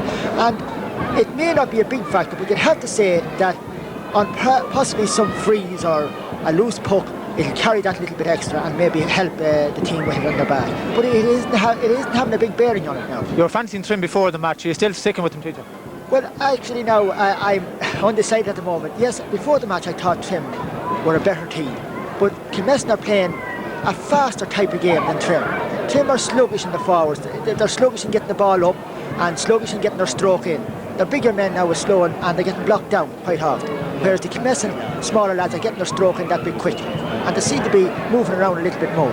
Right, we'll put you to it, TJ. Who do you think will win? Well, originally I said Trim. I would, at this stage, I would think that Kilmessan by a point or two. It would be very, very close. Very close. Liam, how way do you think the second half will go?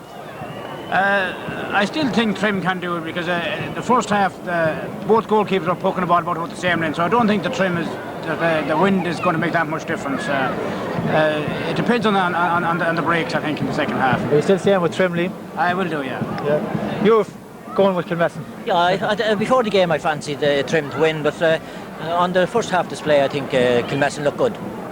Right. Paddy, how way do you think second? I wouldn't be surprised if you see another draw here this year. I think like the way the both teams are playing, like, you know, there's not much in it. There's only 2 points in it now. And I'd say whatever team gets a goal in the second half could win it. But I wouldn't be surprised if it was a draw again this year, you know. Right, Paddy, thanks. Right, we'll take another break. We'll be back to you with the second half action. Thanks for joining us. Start the second half. Both teams getting their orders from, well, Eugene O'Neill and Martin Dempsey. Martin Dempsey of Trim, winner of 4 medals with Klein and 3 with Trim, hoping to add a 4th today, as he's also a sub. And Eugene O'Neill from Kilmessan, he's a fair share of medals as well. So now it looks to be no changes on either team at the minute. We'll fill you in as we go along. So now, getting ready, referee checking that his linesmen are all right. So looking for the ball.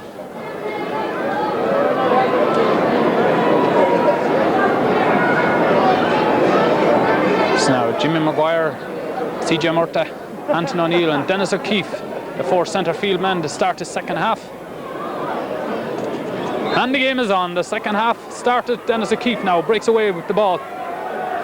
Dennis, one-handed, tries to get it up, but knocked off him by Anton O'Neill. Anton O'Neill, Jimmy Maguire chases after him, but Dennis gets the puck in.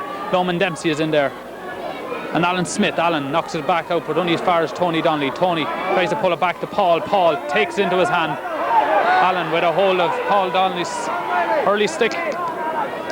Referee spotted, and Paul wins the free. Paul, Captain Paul, that great stone wall. A long ball playing with the wind now, dropped in as far as around Willie and John. John slaps in it but misses it, but brings it out this time. Knocked back in by Mike Mcguire. Kid O'Donnell lets it run out and lets it run wide. So Kilmessan applying the early pressure on Trim. Ball just goes wide. 2 points separating the sides. Kit drops short. CJ Murta comes for it, takes it on the bounce, turns, strikes it down towards Tommy Massey, but robbed there by number 7 Brendan Farr. Now Shawnee Horn. Shawnee. Referee blows the whistle. Free after the ball was landed. Takes a notebook from his pocket. Calling over. Who's he calling over? Calling over a couple of players. Tommy Massey looks to be the man that he's speaking to. Tommy Massey it is, number 13. Winner of a few senior championship medals.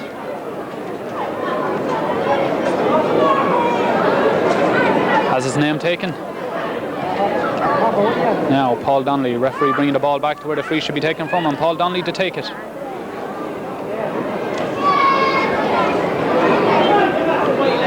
Now Paul Donnelly strikes a good long ball up the far side of right up to the full forward line. Out comes John Anders, races for it, but he misses it. Willie Donnelly had it in his hand and dropped it. Now out comes number 5 Benny Murray. Jack Smith is there. Jack trying to lift it one hand, but comes off his boot over towards the sideline. Goes over the sideline ball to Trim. So now Jack Smith, unlucky there, loses control. Declan Murray going back to take the sideline puck.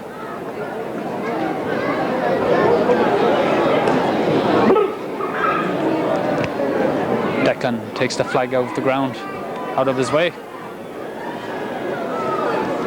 Good cut there by Declan Murray up toward Miley Byrne. Miley Donnelly catches it, puts it back up towards the corner flag.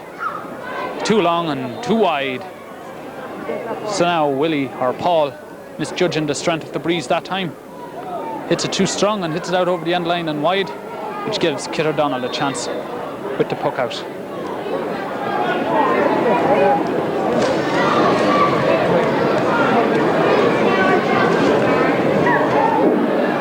Some shares to the far side. Kit O'Donnell.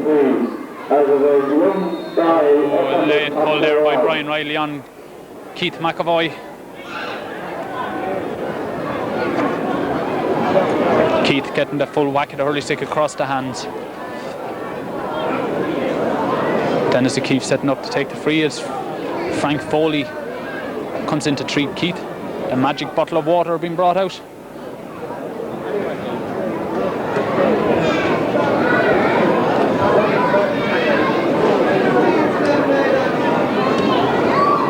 Now Declan Murray taking his chance and takes a drink. Paddy Brady, the referee, just warning Brian Riley, no more of those pulls.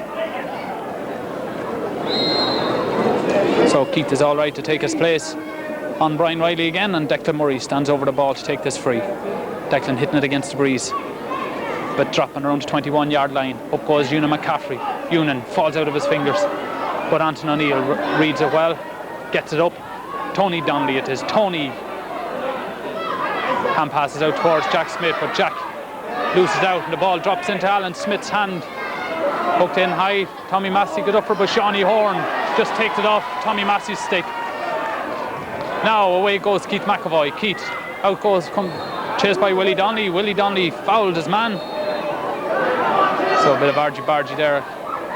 Jimmy Maguire and Keith McEvoy. Whistle is gone, and we have a trim man lying down. Number 5, Benny Murray.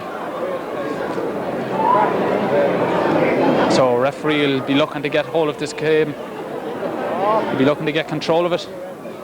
If anything dirty happens again, we could probably send off 1 or 2 players.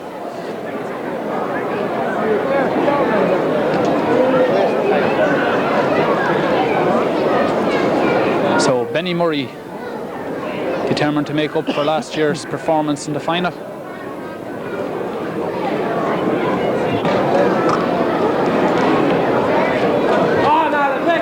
So referee to throw the ball in.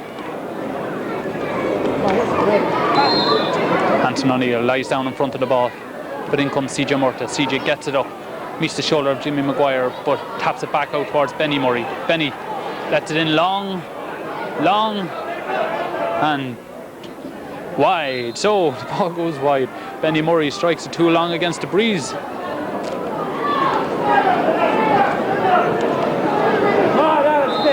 Tommy Massey failing to keep that run in play, and now Alan Duffy with his first puck out of the second half strikes it well into the Kilmessan half in front of Jimmy Maguire. Jimmy gets it into his hand, won't know away by Loman Dempsey, but he gets through. Strikes it long in towards the full forward line. Malik Maguire doubles on it, ball keeps bobbling and bubbles wide, so the referee waves it wide, puck out to Kit O'Donnell.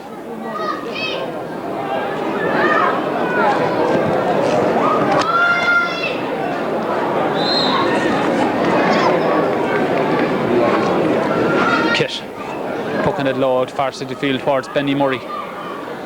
Declan Murray misses that one coming through. Out goes Willie Donnelly. Willie knocks it back to Brian Riley. Brian gets it up, looks at the goals and shoots. Looks good. It is good. It's over the bar. So 1 point between the sides. Minimum of margins. 7 points to 1 goal and 5, which is 8 points to 7. Kit O'Donnell. He's looking to get a longer puck this time. Does so, dropping around centre of the field to Dennis O'Keefe. Anton O'Neill jumps highest, catches it well, but meets the stick of Keith McEvoy. But away goes Anton O'Neill. Anton is fouled. Chop, according to the ref. And a free in to Kilmessan. Anton O'Neill, beautiful catch that time. Sailed above Dennis O'Keefe and must be 5 inches his height. Higher than him. Brian Riley in no hurry, comes walking over, places the ball. Checks the breeze. Breeze doesn't seem to be as strong as it was earlier on in the day. Pitch in beautiful condition after Saturday's heavy rain. Didn't really affect the pitch. Riley strikes it low. In goes Jack Smith, catches it in his hand, turns, shoots it low. Kit O'Donnell reads it all the way and puts it out for 65. So now 65 to trim, or to Kilmessan. Kit O'Donnell saw that one late coming through, but he had his eye on the ball, controlled it well, and played safe, knocked it out for 65. So now they're looking for the 65-metre line. Anton O'Neill finds it. Anton steadies himself. Strikes a good ball. Over the bar, the equaliser. So now Trim, who are winning by 4 or 5 points earlier on in the match, find themselves level in this first few minutes of the second half. Now John Andrews goes in to puck this one out. Dropping around the Kilmessan 65-metre line. Paul Donnelly jumps high at first. Double up there to Eugene O'Neill. Eugene O'Neill gets it on the stick. Shoots for the score. Looking good. Kit O'Donnell's on it. Over the bar. Lovely score there by Eugene O'Neill. So Paul Donnelly tapping that one down from John Andrews, puck out. Eugene O'Neill takes it, controls it well and strikes it over the bar. So now Kit O'Donnell strikes it out. Trim 1 point behind. Anton O'Neill jumps over 2 Trim players, catches it well, knocks it out towards Willie Donnelly. Willie tries to take it on the bounce, leaves it out there for Jimmy McGuinness. Jimmy shoots it in towards the full forward line. Malik Maguire goes over, comes off his hand. Kit happy to let it roll and lets it roll wide. So now Kit looking at his options, looking for someone to break for the quick puck out. Kit puts it over the far side of the field toward Union McCaffrey. Union seem to move out. Willie Donnelly this time, out to his brother Tony. Tony to Anton O'Neill, to Jimmy Maguire. Jimmy lets it in low towards Malik Maguire. Eugene O'Neill takes it, robbed by John Andrews, but Malik Maguire gets it on the break, turns, shoots, and puts it wide. So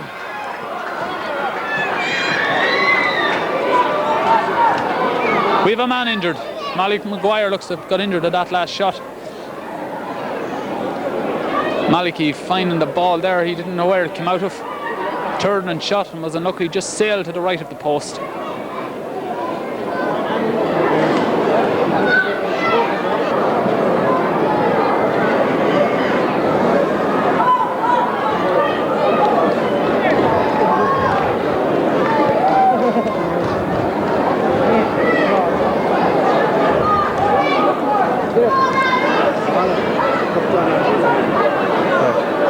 Back on. So now John Andrews having his name taken for that late foul on Maliki Maguire, but Maliki is all right to take his place again. Now Dennis O'Keefe is under this. Dennis discarded of the helmet. CJ Murta controls it well, breaks through 2 Kilmessan players and is fouled. Oh, Paddy Brady calling back Anton O'Neill, but it was completely accidental. Anton didn't realise the ball was gone, or the free was gone. So Anton O'Neill enters into this long book of Paddy Brady's list of names. Number 6, Dennis O'Keefe. Dennis, who faded after about 15 minutes of the first half, takes this free. A long ball, looks good. Ooh, drops all the way over the bar, very close. Great free there from Dennis O'Keefe. Inside the trim half of the field, strikes it all the way over. Alan Duffy now with the puck out. Sides level. Alan pucking him very long this time. 2 Trim players go for it. Breaks down to Jack Smith. Jack reading it well. Away Jack goes. Puts it right across to Jimmy McGuinness. Jimmy shoots and Jimmy puts it over the bar. So another score for Kilmessan. 1 point ahead again. Jack Smith doing all the donkey work there. Takes it as 2 Trim players go for the ball. The 2 of them miss it. Jack Smith takes it on the break, hands it across to Jimmy McGuinness, and Jimmy puts it over the bar. So now Kit O'Donnell with that puck out. Well inside the Kilmessan half. Up was CJ Murta, but he doesn't reach it. Jimmy McGuinness. Dennis O'Keefe now for Trim.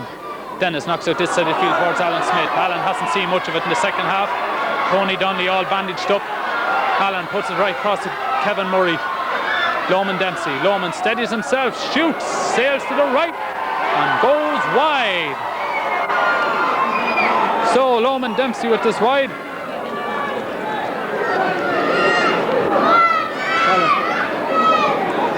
So we've a bit of a schmozzle over here on this side of the field.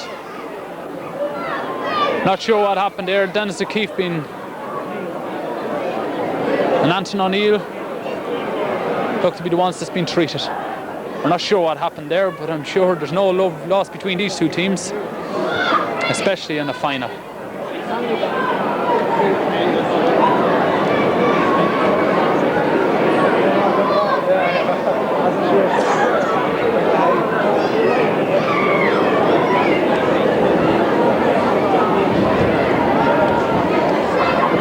So now Anton O'Neill receiving treatment.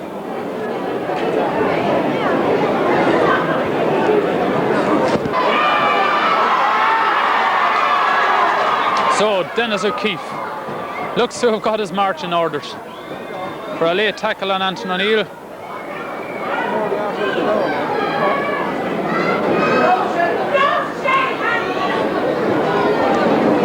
be both players who've got the line.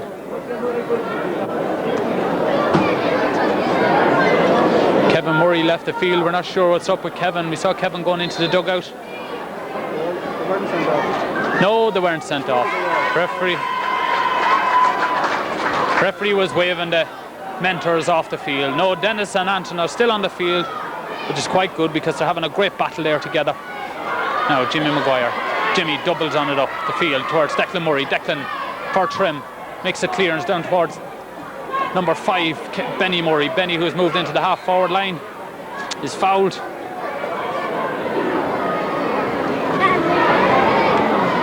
So Trim looked to have made a substitution.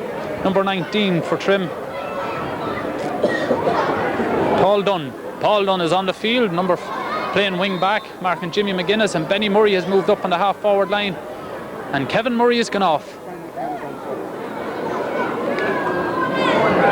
Ball straight to the back of the net. Oh, great goal. Ivor McCarthy, it looked like doubling up ball coming out from that free. It left Alan Duffy with no chance. Great goal.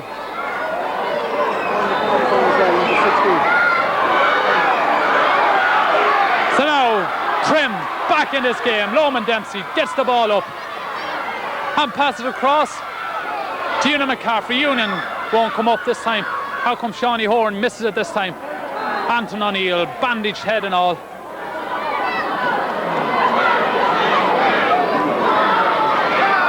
So Trim right back in it. 12 points to 10. Kilmessan trailing by 2 points.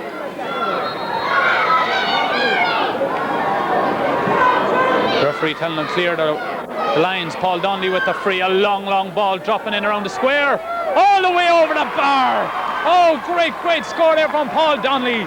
All of 100 metres at least outfield. Paul Donnelly, what a strike. So this has to be one of the great finals in modern times. So now double on that time by Paul Dunn, but Anton O'Neill on his own picks the ball up, chased by Alan Smith, but he gets by one. He gets by 2 Trim players. Oh, here goes Anton, gets the clearance up the field, but looks to be too long. Jimmy McGuinness tries to keep it in play, but it just sails wide. So now Kit O'Donnell.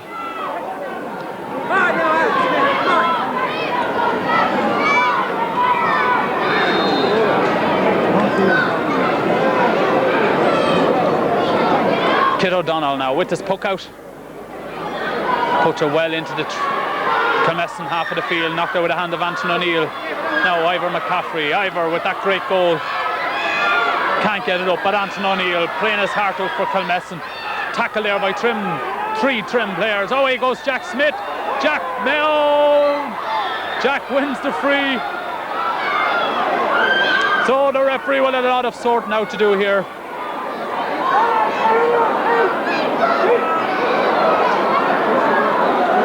Referee calls Dennis O'Keefe over. This could be it for Dennis. Dennis had his name taken.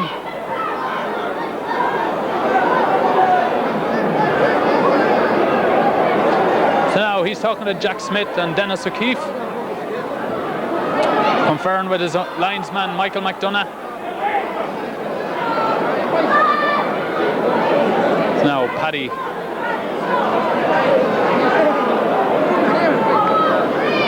talking to Dennis O'Keefe. I'm sure you'll see Dennis's name in the book already. And Jack Smith. Jack, the man who was fouled going through that time.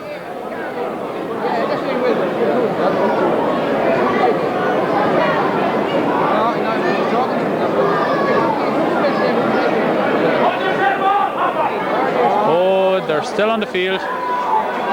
Ball to be thrown in.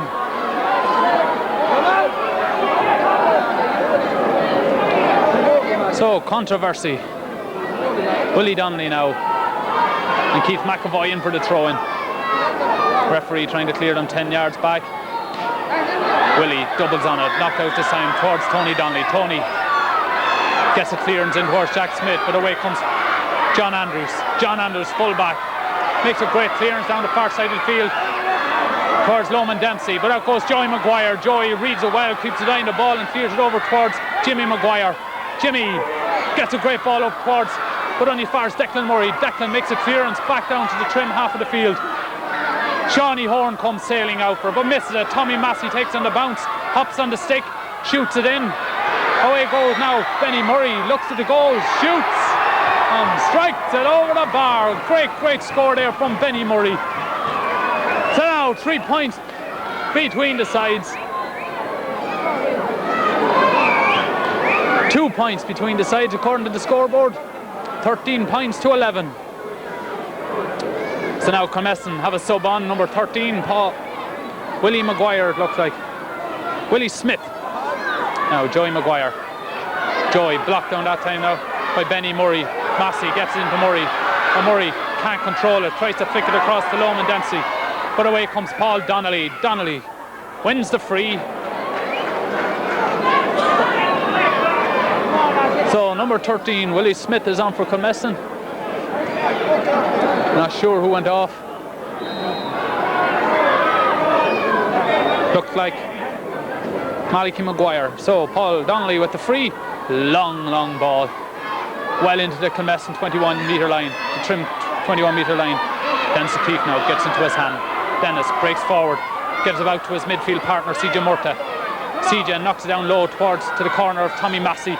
But Joey Maguire wins the race to it, but Massey wins it back. Knocks it into Ewan McCaffrey. Ewan and Paul Donnelly breaks out for Tommy Massey. Massey comes right around, tries to get across to Loman Dempsey. Loman and Shawnee Horn. Shawnee Horn kicks it out to Willie Donnelly. Comes far as Anton O'Neill. Anton crooked by Dennis O'Keefe. Knocked back to CJ Murta. End-to-end hurling here. CJ Murta now knocks it across the side of the field to Alan Smith. Alan gets into his hand, hops on the stick once, twice, shoots for the score, and puts it over the bar. Trim are right back in it. So now Alan Duffy knocks a quick one out this side to Tony Donnelly, standing all on his own, takes it in his hand. Tony playing in the senior football final this year as well with Screen. Knocks it up to Jimmy McGuinness, who gets in his hand. Oh, a great score by Jimmy McGuinness. What a great point there from Jimmy McGuinness. Jumped well above Keith McEvoy, caught the ball, looked at the goals and struck it between the two posts. So now, I wouldn't be betting my money on any team here. End-to-end hurling. 14 points to 12. Trim ahead by 2 points. Up goes Ewan McCaffrey, but Paul Donnelly comes out with the ball in his hand. Hops the ball on the stick, knocks across to his brother Willie, but Declan reads the situation and taps it away over towards Ivor McCaffrey. Ivor gets around Tony Donnelly. Oh, it's fouled. Free in. Jimmy Maguire looked to be the man to foul him, but the referee doesn't see any need to take his name. Free in to Trim. Ivor is still down. Ivor, the scorer of that great goal, as Frank Foley runs across.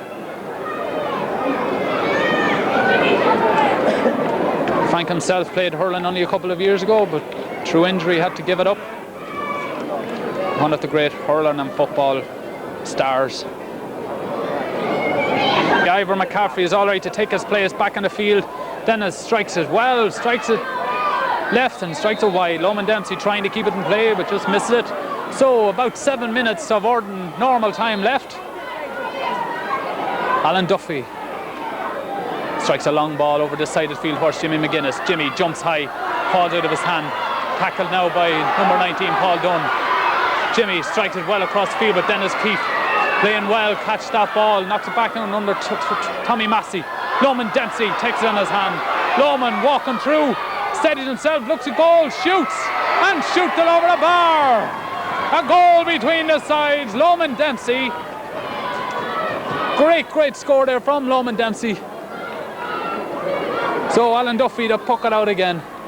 Alan pucking out the far side of the field this time. Knocked down that time by Dennis O'Keefe. Ewan McCarthy doubles on it, keeps it going up towards Tommy Massey. Massey one-handed lifts it, knocks into Alan Smith. Alan takes it up off the ground but loses out. Martin Curran is there. Knocked back to Tommy Massey. Massey over the bar. Tommy Massey does not need to take 2 chances to knock a ball over the bar like that. So Kilmessan look to be making a substitution. Jimmy Maguire now loses control. CJ Murtagh comes up to him to tackle him. Jimmy Maguire takes his eye off it, loses it again. Tries to get around his man. Gets the clearance up the field. Up towards Jack Smith. Jack gets in front of his man. John Andrews gets around him. Shoots. Comes off the stick wrong. Now first touch for Willie Smith. Gets it in his hand. Willie breaking through. Willie shoots. But taken that time by Keith McEvoy. Cleared out the side of the field. Ewan McCaffrey. Ewan started off at corner or full forward, is playing out around the centre of the field now. Up goes number 7 Brendan Farrell, taken that time by Loman Dempsey. Loman playing his heart out there, knocked in towards Benny Murray. Joey Maguire hesitated. Joey Maguire wins back though, loses sight of it. Cleared out there by Brendan Farrell. Brendan up to Anton O'Neill. Anton was robbed that time by Dennis O'Keefe. Dennis O'Keefe breaks through 2 Kilmessan players, hands it out to Loman Dempsey. Loman puts it in long. Joey Maguire keeps his eye in it. Ball breaks down. Oh, referee blows the whistle. Free out. Tommy Massey adjudged to have fouled him, quickly taken. But Dennis O'Keefe takes it back, strikes it long and strikes it wide. So Dennis unlucky there. 16 points to 12, 4 in it. And ball is poked out again. Trim seem to be winning them all now centre field, but Paul Donnelly won't die down easily. Shoots for the score and puts it wide. So Kilmessan are bringing on the sub. Martin Curran is coming off and Jerry Hines is on.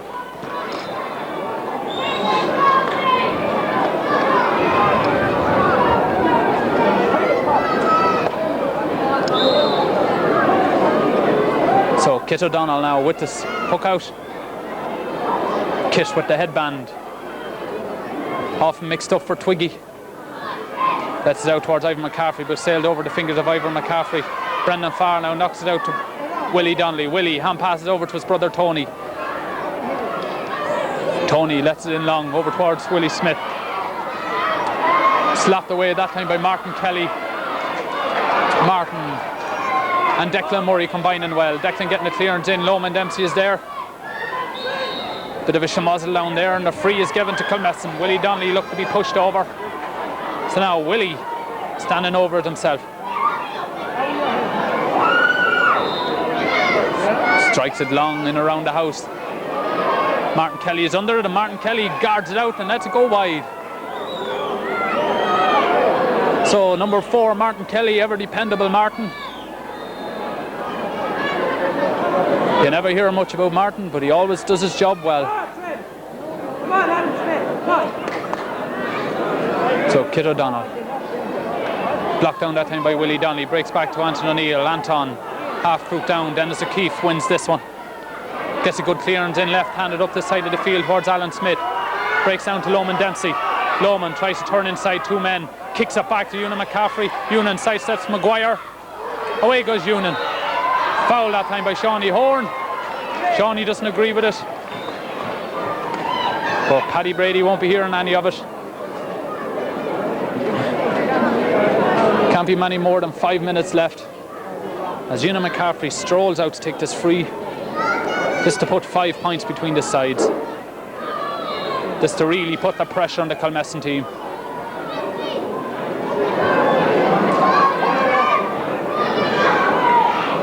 Ewan strikes it high and strikes it over the bar. 5 points between the sides. 2 goals and 11 points to Kilmessan's 12 points. So Alan Duffy pucks it out again, over this time towards Willie Donnelly. Donnelly loses out this time, brought down to Paul Dunn, the substitute. Knocked in this time to Jimmy McGuinness. Jimmy, away he goes, ball and stick. Tries to go through Keith McEvoy.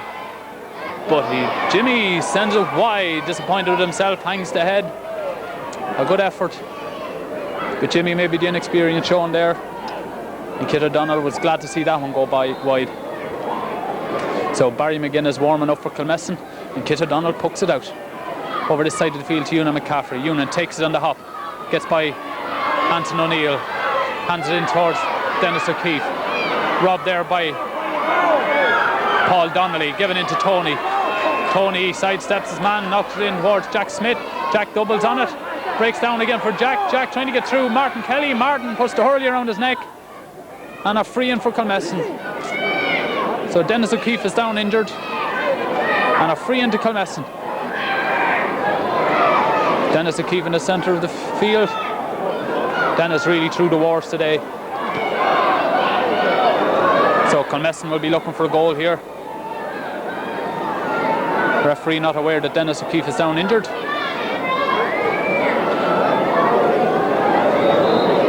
Brian Riley shoots it low, goes under the legs of but is kept out somehow by the Trim defence. Big schmozzle in there around the square, hovering and pushing and shoving. Our referee tries to go in and sort it out. Ball should be thrown in around the 14-yard line, 21-yard line.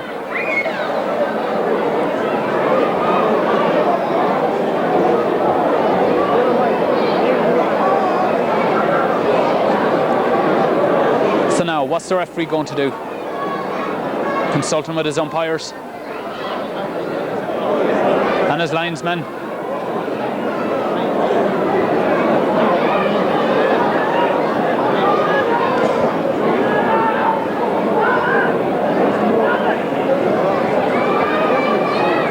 So most of the two teams are down the Trim side of the field. There's only 3 Trim forwards inside the Kilmessan half. So the ball being brought out to the 21-yard line to be thrown in. Nearly every Trim player back defending. It's Willie Donnelly now and Keith McEvoy in the throw-in. Referee clearing everyone back 10 yards.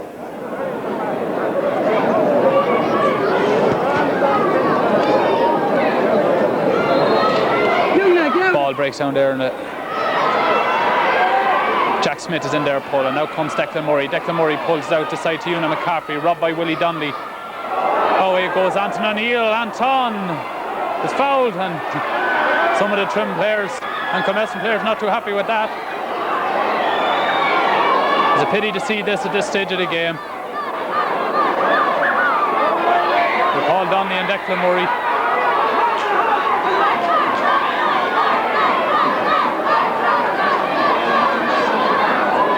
So players coming from 2 ends of the field.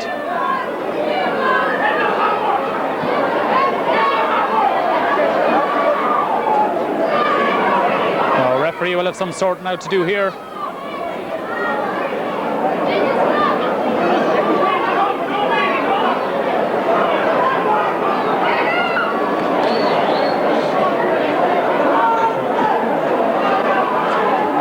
So can't be more than a couple of minutes left in the game. Kevin Murray is sent off. He was never on.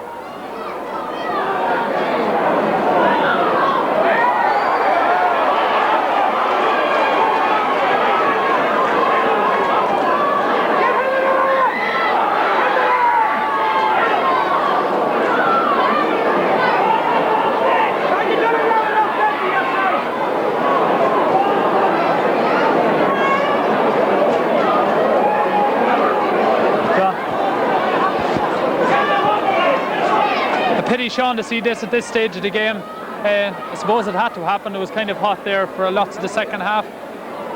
Trim really took control there of the second half, the last 10 minutes. Yes, Trim have done what I thought they'd do. Their forwards are taking their chances and the backs have tightened up a lot. And it has paid dividends for them. They seem to be well on their way to winning the championship at the moment, but it's a pity that like this should happen. And I think it's really unnecessary. I think one of the things that happened there shouldn't have happened. There's no need for it. Right. Not doing anything for the game at the moment. It's a pity that something like that something like this should overshadow a great game that it was. Yes, it was a good game of hurling, like very close, and you can expect it tough when it's close like that. But it's a pity that some little scene like that should take place, really. Now, thanks Sean. That's Sean Garrigan helping us out during the commentary, and Trim are the 1992 Senior Hurling champions. Kilmessan unlucky to lose, but Trim's forward power really showed there in the second half. They really took their chances, as Sean Garrigan said, and ran out comfortable winners, 5 points, 2 goals and 11 points. to Kilmessan's 12 points. The captain of the Trim team, Ewan McCarthy, to receive the Jubilee Cup.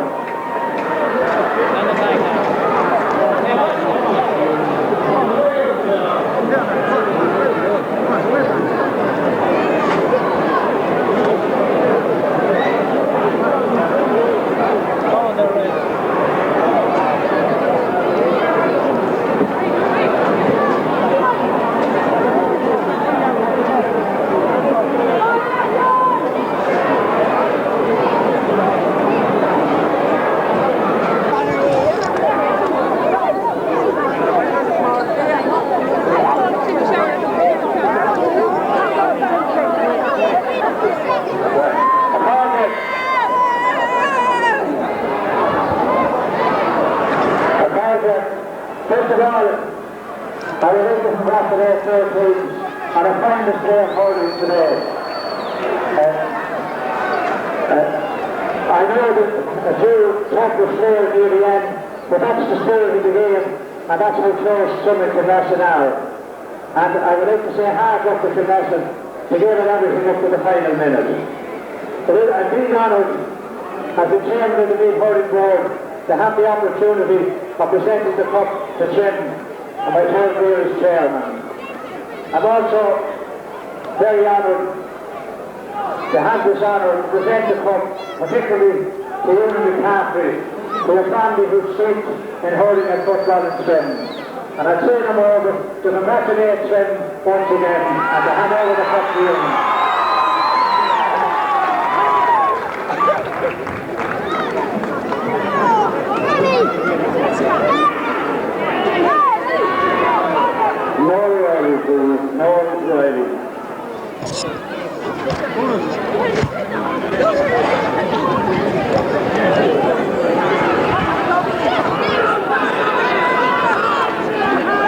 Ewan McCarthy receiving the Jubilee Cup from Chairman Sean Colgan.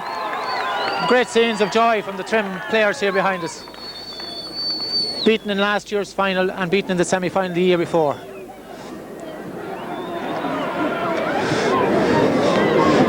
So we'll try and get a few interviews with them and a few of the lads involved.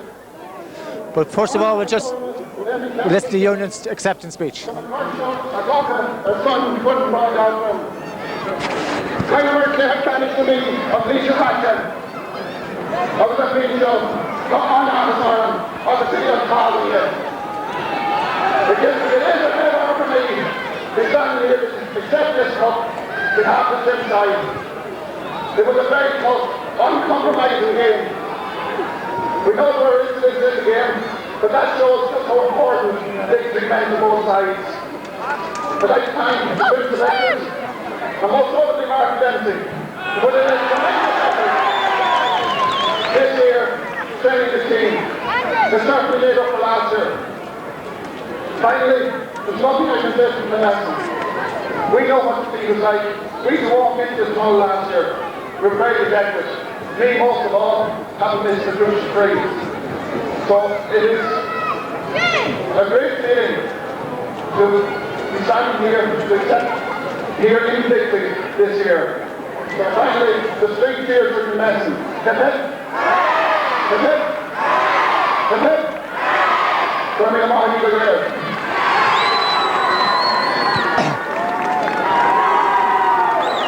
Well, Ewan definitely really enjoyed that because he knows himself from last year. I call on Noel Riley, father of Dominic Riley, to present the award to Trim's Dennis O'Keefe.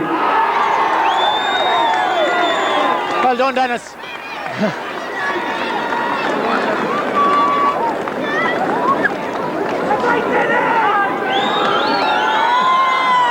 But Dennis has his critics all year, and really today he turned it on, there's no doubt about that. And one can't argue with the choice they have made for man of the match.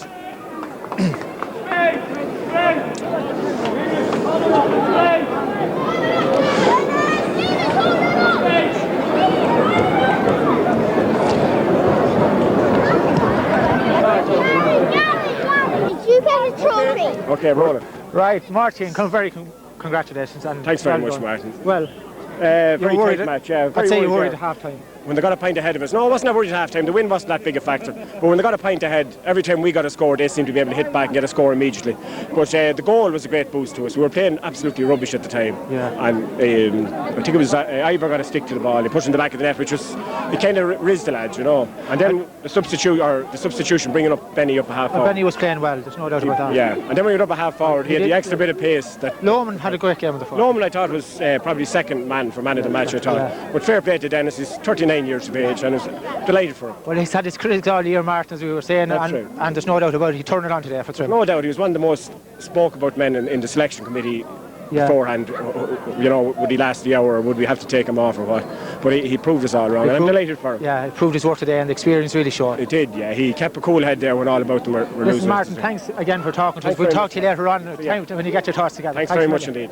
The half back, Kevin, or Declan Murray, sorry about that, Dec, and Tom Massey. Lads, how are your feelings?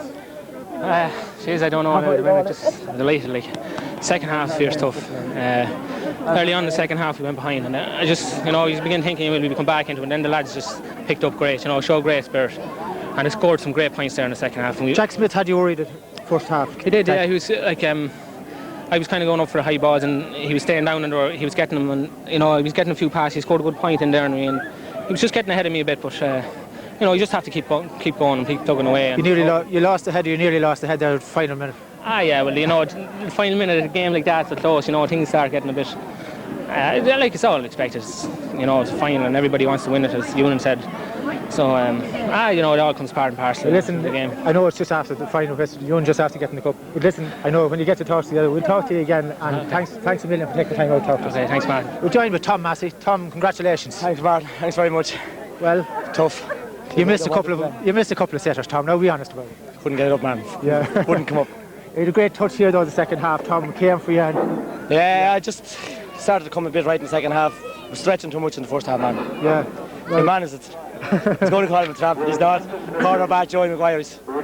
He's a small man, but he's very sticky. He played me 3 years ago against Kilmessan, and he never gave me a poke in the ball. I was just lucky to get the goals. But give him fair play. Joey's a good, strong player, you know. Well, you were confident enough as a soak the other night, Tom, and like you know, as you're not overconfident. No, I thought we might win it all right, Martin. But tell you the truth, now I wasn't expecting it as tough as that. Yeah. You know.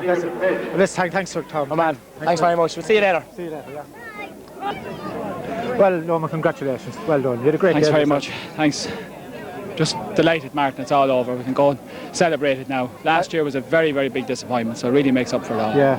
As we were saying in training the other night when I spoke to you, like Trim were confident but not overconfident. Yeah, we knew last year we should have won it, and we felt that we could win it this year as well, but we knew that we lost it last year because we just didn't do the thing of the day. So yeah. But delighted. Your own performance, you must be very pleased, your own performance. Well, I don't know. Well, I have to say you were very good. You played very well. Thanks very much. Well, things went right. The ball came well, and that was just the way. You said on we talking the other night, like it's unusual for you to score a goal, but you scored a couple of points today. Yeah. I think just the one. Yeah. But I'm happy enough. Delighted. Just delighted. Right. Thanks very much. Go away Mark. And enjoy. We'll talk to you there. Okay. Thanks. Right.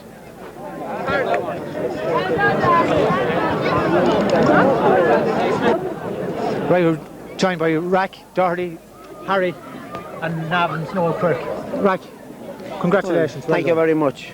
Well, it was very exciting. I tell you, a lad wouldn't want to have a bad heart anyway, but Jesus, it was too close for comfort, you know. Yeah. But like the sweeter it is, the better we like it, you know. So disappointment, of course, over last year. Oh yeah, well you'd have to be, you know, because I thought we should have won it in the first game, and we threw it away, and we lost it in the second. So what could we do? Well, it's sweeter this time because it's Kilmessan, so we don't mind anyway, you know, as long as we have it. There's a few lads sore, but they'll heal, but they'll Jubilee Cup us in Trim anyway. We'll see you later on. Thank you very much. Thank you. Harry, congratulations. Well, thanks very much, Martin. Very great victory after the disappointment of last year, and all credit must go to all the players, and particularly to Martin Dempsey, who coached the team very, very during the course of the year when he took over. I am delighted, and I thought at half time that the writing was on the wall. I thought it was going to be a Kilmessan victory, but our lads put in a great second half and came out triumphant in the end, and I'm very, very happy that the Jubilee Cup is back in Trim once again. Thanks, Harry. Thanks for talking to us. That's enough. Thanks very much. Noel, well, what do you think, Noel? Very enjoyable game. I was delighted Trim won. Being a former Trim player, obviously, I'd be delighted. But it's very close to the finish. I think it could have went anyway. But Trim were just more fitter on the day and just slightly better team, I think. We thought that when we just had a couple of words at half time, Trim could be in trouble. They looked, yeah, after playing with the wind in the first half, they looked as if they hadn't enough on the board at half time, but they hurled well, especially Dennis O'Keefe in the second half, had a great game, and I think that was the difference between win and lose. I think his display alone was enough, the difference between win and losing for Trim. And Kilmessan, hard luck, I suppose, they'll come again. Right, Noel.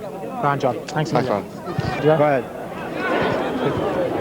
Right, we're joined here by Chairman of the Hurling Board, Sean Colgan, and Sean, you're a Trim man, and I'd say you must be delighted. Really. I am. I'm over the moon, Martin. Delighted. I thought I'd never get the opportunity of presenting the cup to Trim, and being involved with Trim at the beginning when they started to win their first championship, I was thrilled now to present the cup to them, and thrilled that they won it. Well, you involved yourself, Sean, and Kevin Murray, of course, and then other lads took over, and they got to finals, and they were in the final last year again, and Kilmessan beat Kilmessan, and Kildalkey beat them in the semi-final, and in the final last year then against Killeen. Two great games here, but I'm sure you were still disappointed. Last year, I was disappointed last year. As a matter of fact, I thought they'd win last year. Like, I wasn't that sure today, but no, it was great. A lot of lads thought the writing was on the wall at half time. Well, I thought as I said to you earlier, I thought that the full forward line would get on top, but they were played out within the first half, and I think the couple of changes they made in the second half, bringing up Benny Murray and switching Loman in full forward, and then Dennis O'Keefe got on top in the second half, and I think that they took some great scores, 3 or 4 good points there. As I said to Martin Dempsey, Dennis has had his critics all year, but he turned on for Trim today. Well, Mighty, as he even said that, Holly Riley at the start of the second half says Dennis is not going to get into this game. Yeah. And just as we said it, he just outplayed, took off, and he outplayed Anton O'Neill altogether. Yeah. Anyone that came near him. Yeah. And Loman Dempsey, mind you, had a good game in the 40 for Trim. There's no doubt about that. Well, I thought if he switched in full forward, he played a lot better. He came out in front of Sean Horn and held the ball and threw it around, and then took his own scores as well. He took 1 or 2 good points there. We'll be celebrating later on, and we'll talk to you later on. We will indeed, Martin. Yeah, thanks very much for coming to talk to us. Thank you. We're joined here by former Trim great Ollie Riley, and of course our own chief, Noel Dempsey. Noel, your brother being involved and another brother playing, you must be over the moon. I am delighted. I think the whole team played very, very well, especially when their backs were to the wall in the second half. They came back after Kilmessan going ahead a point ahead, and showed a lot of character, as they did in the semi-final. So it's a great win, and I'm delighted. Ollie, you must be thrilled. It's the very same thing, yeah. It was a great win. I was saying that start the second half, I was a bit nervous at times, all right, but once they started coming back, they came back, and I knew they were going to win it. Were you happy enough the way things went on the day? I was, yeah, for sure. I was happy enough, but I didn't like the way things happened in the end, Yeah. It could have been very serious, but if it wasn't, it'd be enough, Well, no, this is a bit more relaxed for you than being around the round table above the Dáil, but however, it's good to see you at games. You get to many? I try and get to a lot of them. I didn't get to earlier rounds of the championship, but I saw the last divisional match in the semi-final. So there were, as I say, I was very impressed with Trim in the semi-final. I presume you'll be in the soft seats now next one. Any chance I'll be. Or will you bring me in the boot of the America? I'll bring in the boot of the America, all right. That's fair enough. Listen, Noel, thanks for joining us. Okay, you're welcome indeed. Thank you. Right, we're joined now by Fintan Ginnity, Chairman of the Football Board. Fintan, what do you think of that? Well, I thought it was a tremendous occasion. It was a pity we just had a few little squibbles there, which was unfortunate, I think. And I think it's good for the game of hurling to bring it over to Navan. I said it last year, and I think the pitch out here is first class for us. I agree with you. It's a good pitch, but I don't think it should be. My own personal view, it shouldn't be brought to Navan. But with yesterday's rain, you'd have no quabs about being played here. But unfortunately, I think the game should be played in Trim. Well, if you had yesterday's rain and no alternative arrangement made here, we were in trouble today. You would not have played 2 matches in Trim you would today. Not. I agree with you there. And I think, number one, we must think of the spectators. We had, I'd say, twice as much gate money taken in today now as you would have in Trim.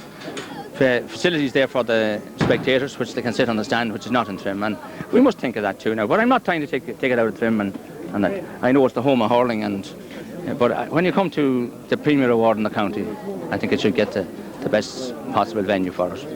So you're happy enough the way things went? I was disappointed with some of the incidents that happened there, but maybe there will be action taken on it. I hope for the sake of hurling that there is. Yeah, fair enough. That's right. it all. Thanks very much. Thank you. Thanks for calling.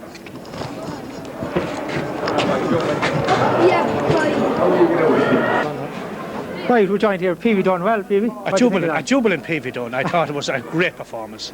Well, we were on the rack for a bit, but the old Trim fighting spirit, we came back and in the end got there by 5 points. What a performance, what a performance. I said it the other night, we were beaten here last year, we should never have been beaten. We came back again, we proved the point today, we're the best team in the county, and we go on now and win the club championship. Well, that's not bad comments from that man. You had your own son playing, he came on a sub and played well when he came on. He did his bit, so he did his bit, and he played last year, but unfortunately, as I said, they were down last year, but he made up for it this year, so he did. Came on a sub and played well. But they all played well, every one of them. Where are we celebrating tonight? We're celebrating above the Welly, Wellington Court. But then we're going to McCormick's, we're going to eat, in the Welly, and then we're going out to McCormick's. And then you'll find us tomorrow night as well, because we'll be there overnight. Listen, Leary, thanks a million. Thanks very much, Mark. Thank you. With us down here. Right, we're joined here by Martin Curran. Martin, you're disappointed? I'm very disappointed, yes. It looked like at half-time Trim were only 2 points in front, and you went ahead at the vital time of the game, but just didn't sustain that. Well, we were quite happy at half-time to be in the position we were in, and then in the second half things were going nicely, and we took the front, and then I'm afraid they kind of lost their head, they lost their way at a vital stage when they gave away frees, retaliating when they shouldn't have. We were 1 point in front, and one incident in particular, we had a free in front of the post, practically in front of the post, would have been a score, but anyone won anyway, and they retaliated, and shortly after that, from the throw in, the ball cleared up the field, and within a minute Trim had got a goal off it.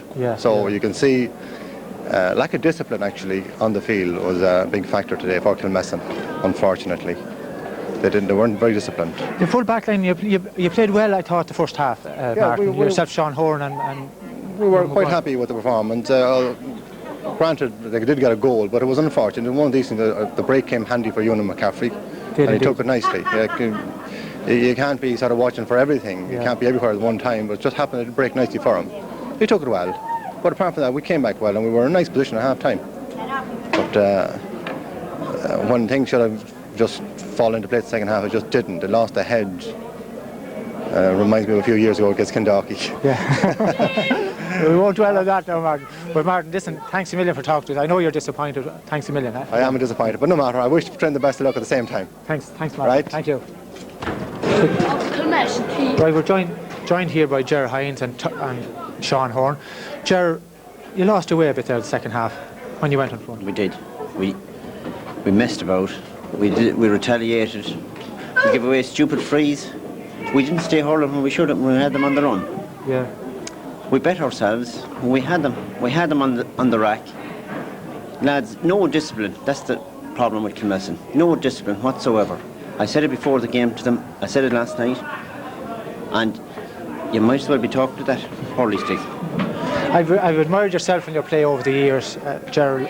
To be honest about it, I never saw you pulling a dirty stroke on anyone. But were you injured today that you didn't play? Or were you not just selected? I had a problem with Achilles tendons. Wear and tear. Too much mileage up. Yeah. So I don't think I'll be fit to come back again. No. Well done. See ya. Sean, yourself. Yeah. You said it to me the other night that it was your last fling. Yeah, what do you think now? I've been very, very disappointed with the way we finished up today. Like it was there for the taking, and as Jerry says, like what we done was stupid. And they got a handy goal there in the second half to the turn and find the game. I thought, I thought yourself and Martin Curran were playing well the first half. Oh, maybe we done all right. We got a goal in the first half too. That Trim shouldn't have got. They were lucky to get like a breaking ball, and the right man was there to get it. So. Well, what do you think? Like when you went in front, I even said at half time, 2 points mightn't be enough for Trim. And you had the breeze the second half. We looked good when we went in front. I thought, it was just as Jerry says, a retaliation there. One retaliation turned the whole game. I thought, we were getting a free in, and instead of that, it was a throw in. Yeah. So that would have put us 2 points ahead, and we were rampant then. Yeah. Well done. But anyway, Sean, I know you're disappointed, but thanks for coming to talk to us. It's a pleasure talking. Thanks. Thanks, John.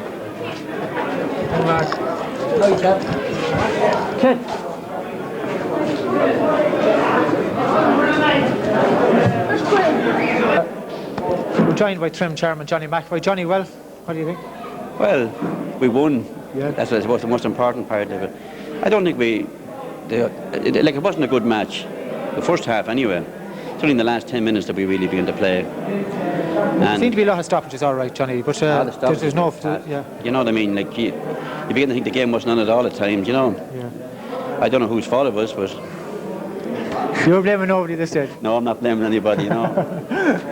And I suppose the few little fracases that were in it, you know, could have been serious there near the end. It could indeed. It was a pity to end that way. The match was over. It should have been over at that time, you know. But you're happy enough for your son playing Keith? He had a good game. I wouldn't say he was great. He had a good game, so it was a fair enough game, you know. It wasn't, I say, an easy game to play. There was fair old banging in it, you know.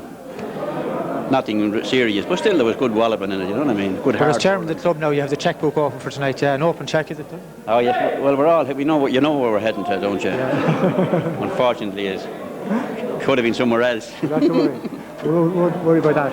But anyway, Johnny, we'll talk to you later on. Thanks. Yeah, please, God, we'll be down to you, sir. Right, we'll see you later. Thank you. We're trying to get moving out of here now and get them home. Thank you. Thank you. Thanks. You're welcome.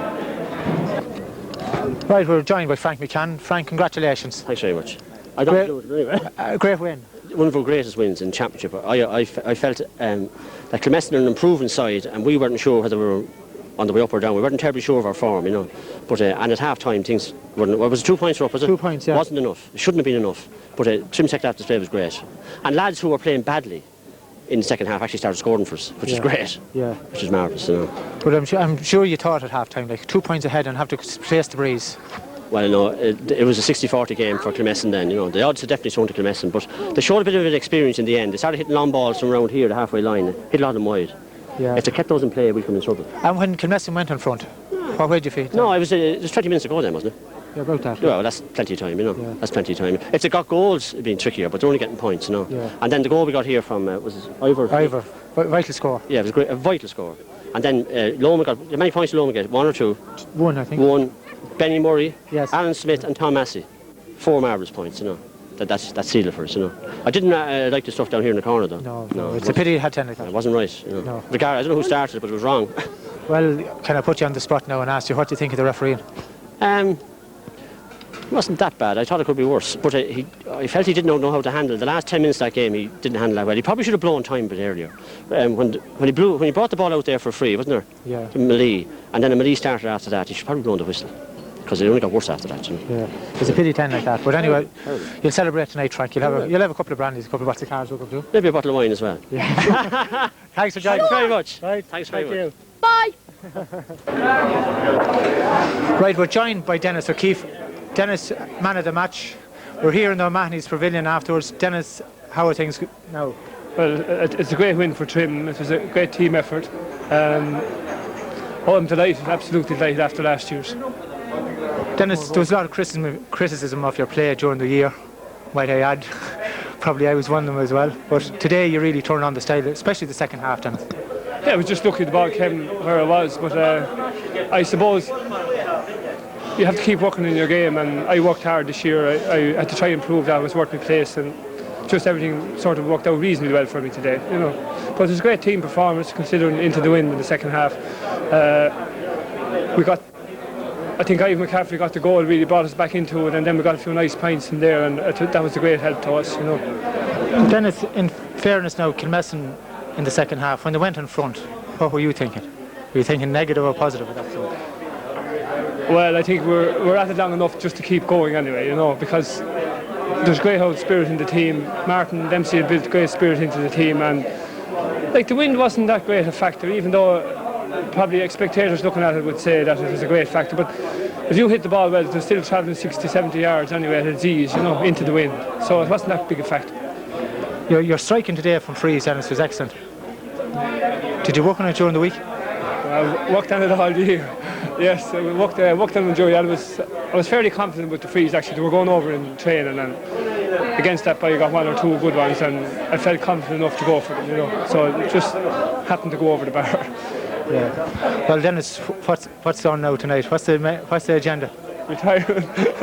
No, I wouldn't say there'd be that. They'll find a place for you somewhere, I'd imagine. Well, I don't know about that, but oh yeah, celebrations for a few days hopefully, and we'll see you in McCormick's during the week.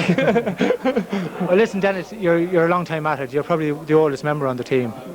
Yeah, but and experience today probably from the younger Kilmessan guys, it probably was to your avail. Yeah, well, Kilmessan gave us it was a great battle actually. It was tight all the way, and we got just the vital scores. You know, it's easy to say get the vital scores at the right time, but we did get the vital scores against the wind, you know. And Kilmessan really put it up to us all during the match, and well, that's the way someone has to win, someone has to lose. But we were delighted to win today, and that's it. How do you feel the way that game ended? Disappointing in a way. Yes, like there's no need for that sort of carry on, because like at the end of the day we all have to go to work tomorrow, and but not in trim, I hope. Well, I hope not, but like at the end of the day, like it's a sport and it should be played like as a man. Take it as a man, and you give belts and you should take belts, and that's the way it goes. You know. You know hard feelings in the beginning of the year, Dennis, from a personal point of view, from Martin Dempsey taking over as coach of the trim team, no? It was a little difficult at the start now, and I have to admit that. Martin, like, he was coming in, it was a difficult situation for him, you know, because I was training the team maybe for 4 to 5 years, and then I decided that I'd try and just play a bit more this year and leave things to someone else. And he came in, and it took a while for him to get his point across. He dropped me from 1 or 2 matches, I think, during the year, and it taught me a lesson, and I have great admiration for the man, you know. Yeah. So I remember doing a challenge match for us against Collinstown now, and the 2 years weren't getting on the best at half time. I just heard earshot saying that I'm the boss and you do what I tell you, you know. Yeah, and rightly so. I think, you know, any trainer will say the same thing. Any manager or coach of a team, he has to have the authority, and he has to have the respect of the players, and the only way you get that is by talking to everyone and telling them what he wants them to do, regardless of what anyone else thinks. And I think it sort of worked today anyway, because I didn't say a whole lot today. I had to go out there and perform against my man, and that's what I tried to do. Well, you did it excellently, Dennis. Well, and again, congratulations, being awarded man of the match, and good luck to you in the future, and thanks for joining us. Thanks very much, Martin. Right. Okay, thank you. Right. Thank you. Right, we're back in studio again. We have our panel of experts. We're going to have a few words with them and see what went right with their prediction and what went wrong. First of all, I'm going to go to Finian. He predicted that Kilmessan would win the match at half time, so I'm going to talk to Finian about what went wrong from his point of view. Well, Finian. Well, I'd have to admit, Martin, that I went wrong at half time, and in my view, Kilmessan had the game at their toes there in the second half. They went a point ahead, and I couldn't understand what went wrong after that. I suppose the injury to Alan O'Neill changed the trend of the game. It stopped for a long time, and I thought that was the turning point of the game for Kilmessan, but they definitely didn't put in anything like the urgency they had in the first half. Trim, fair dues to them, they come back, they got superb scores. The goal I would credit to Ewan McCaffrey from a long range free was brilliant, and then they added 2 points onto that. That was the killer for Kilmessan. As far as I'm concerned, Trim's tails were up and they were flying after that. We're also joined by Tommy Cummins. Tommy, an ex-referee, but maybe could be back in the fold again. But Tommy, what do you think of that final? Well, I'd have to be honest with you, after looking at both semi-finals, I thought Trim were very warm favourites in my estimation. I was very disappointed with Kilmessan in the semi-final against Kells, and though people would say like it's hard to raise your game against a team like Kells, that I didn't think they were putting their game together. I also refereed them in a couple of challenging matches prior to today's game against Westmeath opposition, and I felt that they weren't putting their game together. So in my estimation, I think they actually played well today in comparison to what I've seen over the last few weeks.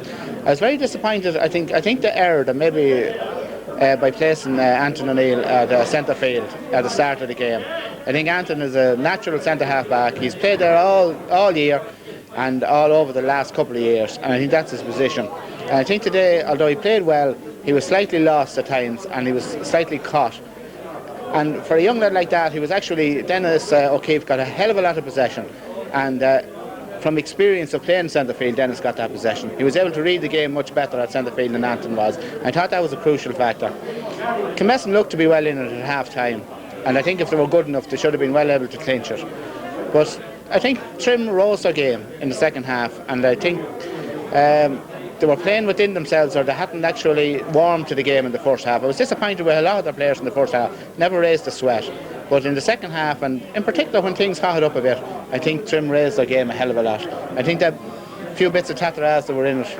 I think it actually it rose the blood in Trim. I think they put it together a lot better. They got some tremendous scores. Both teams did.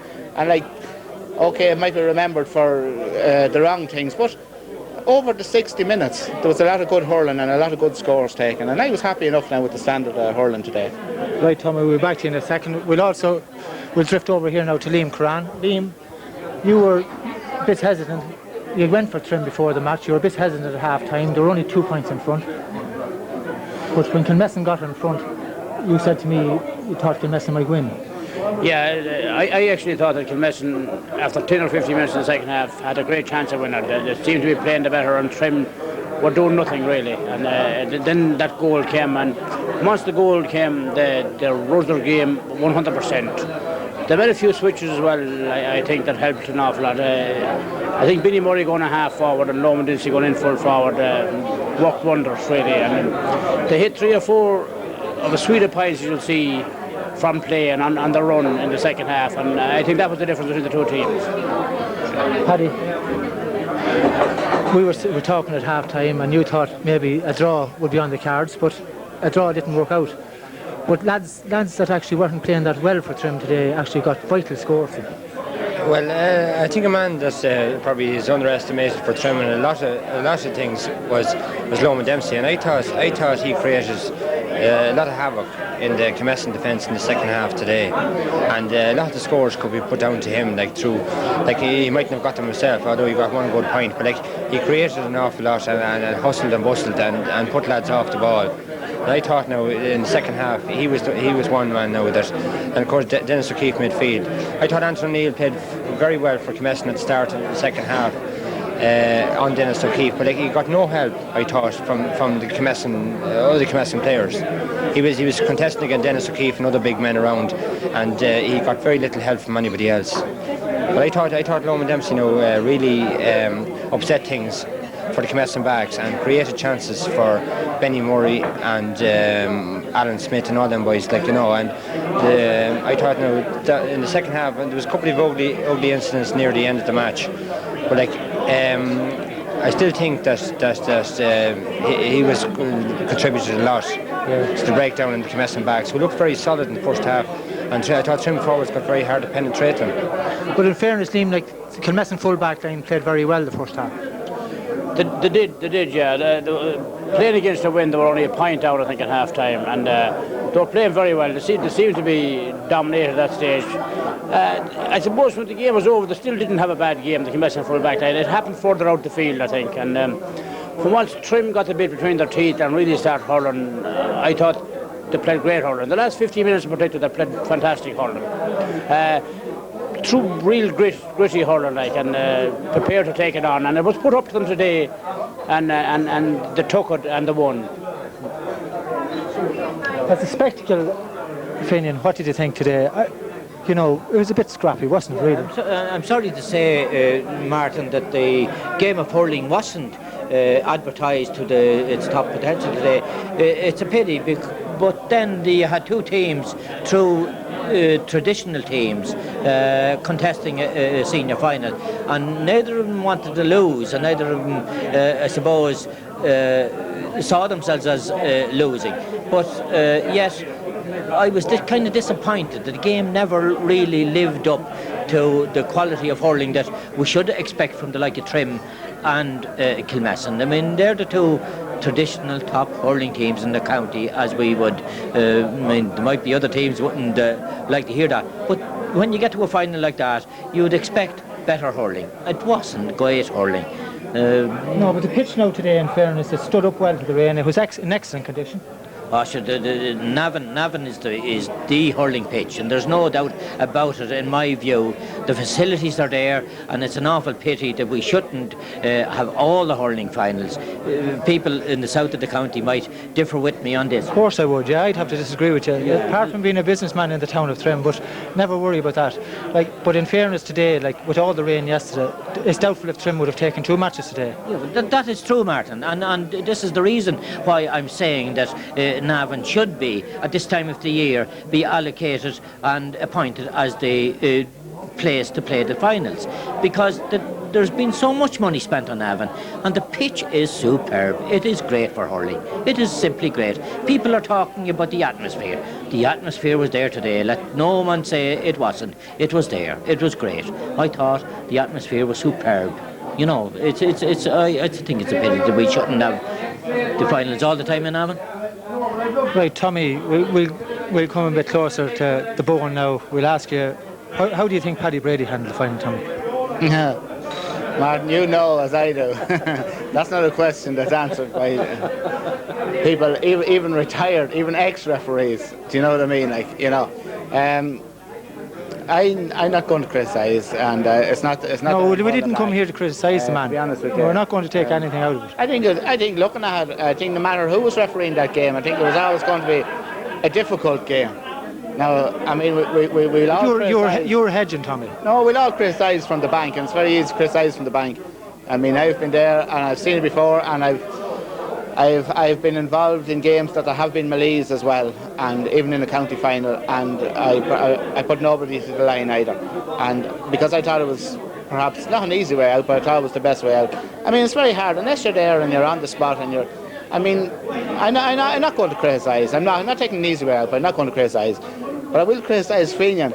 He's on a high today, and fair play to him. His team won, but I certainly don't agree with him in what he says about finals being played in Navan and the atmosphere being there. The atmosphere wasn't there. Let there be no mistake about it, the atmosphere wasn't there. It was there for Fenian today because his team won and he's on a high, and I congratulate him for that. But Trim is the hurling pitch in Meath. Let there be no mistake about it. I criticise, if I have any criticisms to make, I'll make it to the Trim Club and the hurling board for not upgrading Trim as a county pitch where National Hurling League games are played and where finals are supposed to be played. And that's my criticism. I think the sooner that is done, and I think it'll be all the better for hurling. There are people who are trying to spread hurling in North Meath and so on and so forth. I mean, you could look around today, and I think you could count the people from North Meath or from people from footballing areas, and there were very, very few, apart from the few that would be supporting maybe the Wolf Tones down that end of the county today. I think in all the years, no matter how often Navan and Mahonys are in the county final has never moved out of Navan. I don't see why we should move the hurling final out of Trim. That's our home ground, that's our hurling ground, our recognised hurling ground. And the sooner we upgrade the pitch, do something about it, I think it'll be all the better for hurling. That's my opinion. Thanks, Tony, but unfortunately I have to agree with you there. We don't always agree on everything, but I have to agree with you there. Paddy, as a present county player yourself, how do you think about the finals not being played in Trim? Well, I think myself there needs to be a lot of work done with the Trim pitch, from both the players' point of view and from a spectator's point of view, especially for winter matches. Like, you know, I think, like, you know, it all depends. Like, you know, sometimes it would suit to play in Navan. It all depends on the opposition. I think, like, you know, like we do often discuss this in the county team and that. Like, you know, if you're playing a particular opposition, like, you might be better off to play in a good dry pitch like Navan, whereas like another opposition, like the wetter times of the year might suit you to play in Trim, like, you know. But like, I still think that as the home hurling Trim, something should be done with the pitch, like, and giving some shelter and covering to spectators. Like, we have to cater for the spectator. Like, we're not alone talking about the player, like, you know, like for spectators. And I know with a wife and a family that who goes to the matches, like, you know, it's very open, very blustery, like something will have to be done, like, to cater for the spectator for the winter time of the year during the leagues. Like, something will have to be done for that, which all our matches are played in Trim, like, usually. Right, fair enough. We're getting back to today's game. There's an awful lot of stoppages in the Paddy yourself as a player. You know, yeah, there was. There's no flow and passages of hurling at all, except for the last 10 minutes, and then just before the flare-up, you know. But that 10 minutes, there was a bit of hurling. Yeah, there was. Like, I thought the first half there was an awful lot of stoppages, like, you know. And I think the advantage rule is not given enough. Like, you know, I see, like, from playing county hurling, like, you get tackled and get tackled hard, and you get no free. And, like, you know, you'd have to play on. Whereas in club hurling, you're intent to wait, look for it and wait and get your free, like, you know. And it slows it down. And, like, lads that get a rude awakening when they go to play county hurling, have to get tackled hard, and then they're standing up waiting for a free, which they usually get in club hurling, and they don't get. and like the referee will tell you he's been giving you the advantage. Like, you know, like in county hurling you could get the advantage. Like if you're tackled hard and you ride the tackle and you go on, county and you're waiting for a free and you hold up and you lose the ball, he'll ask the referee, why didn't he give you a free? He says you had the advantage, you had the ball. Like, you know, and this lads tend to get an awful rude away. That's why I think it doesn't do anything for players going on to play county hurling, because when you go on to play county hurling you get hit hard and fair enough on the ball, and like, whereas you might get a free in club hurling, you definitely won't get it in county hurling. You have to stand up and be able to hold your own, and like I think it's bad from the point of view of players going on to play county hurling to get into that habit. Liam, getting back to today's match, but it wasn't overall. It wasn't a great game. I thought it wasn't a bad game, really. I thought there were some lovely passages of hurling in it. Kilmessan played great hurling, we'll say, for the last 15 minutes in the first half, and Trim played lovely hurling for the last 15 minutes, I thought, in the second half, in the end. Yeah, but what went wrong when Kilmessan got in front? Like, you know, they were dominating at the time. We were sitting together, we were talking about it during the match.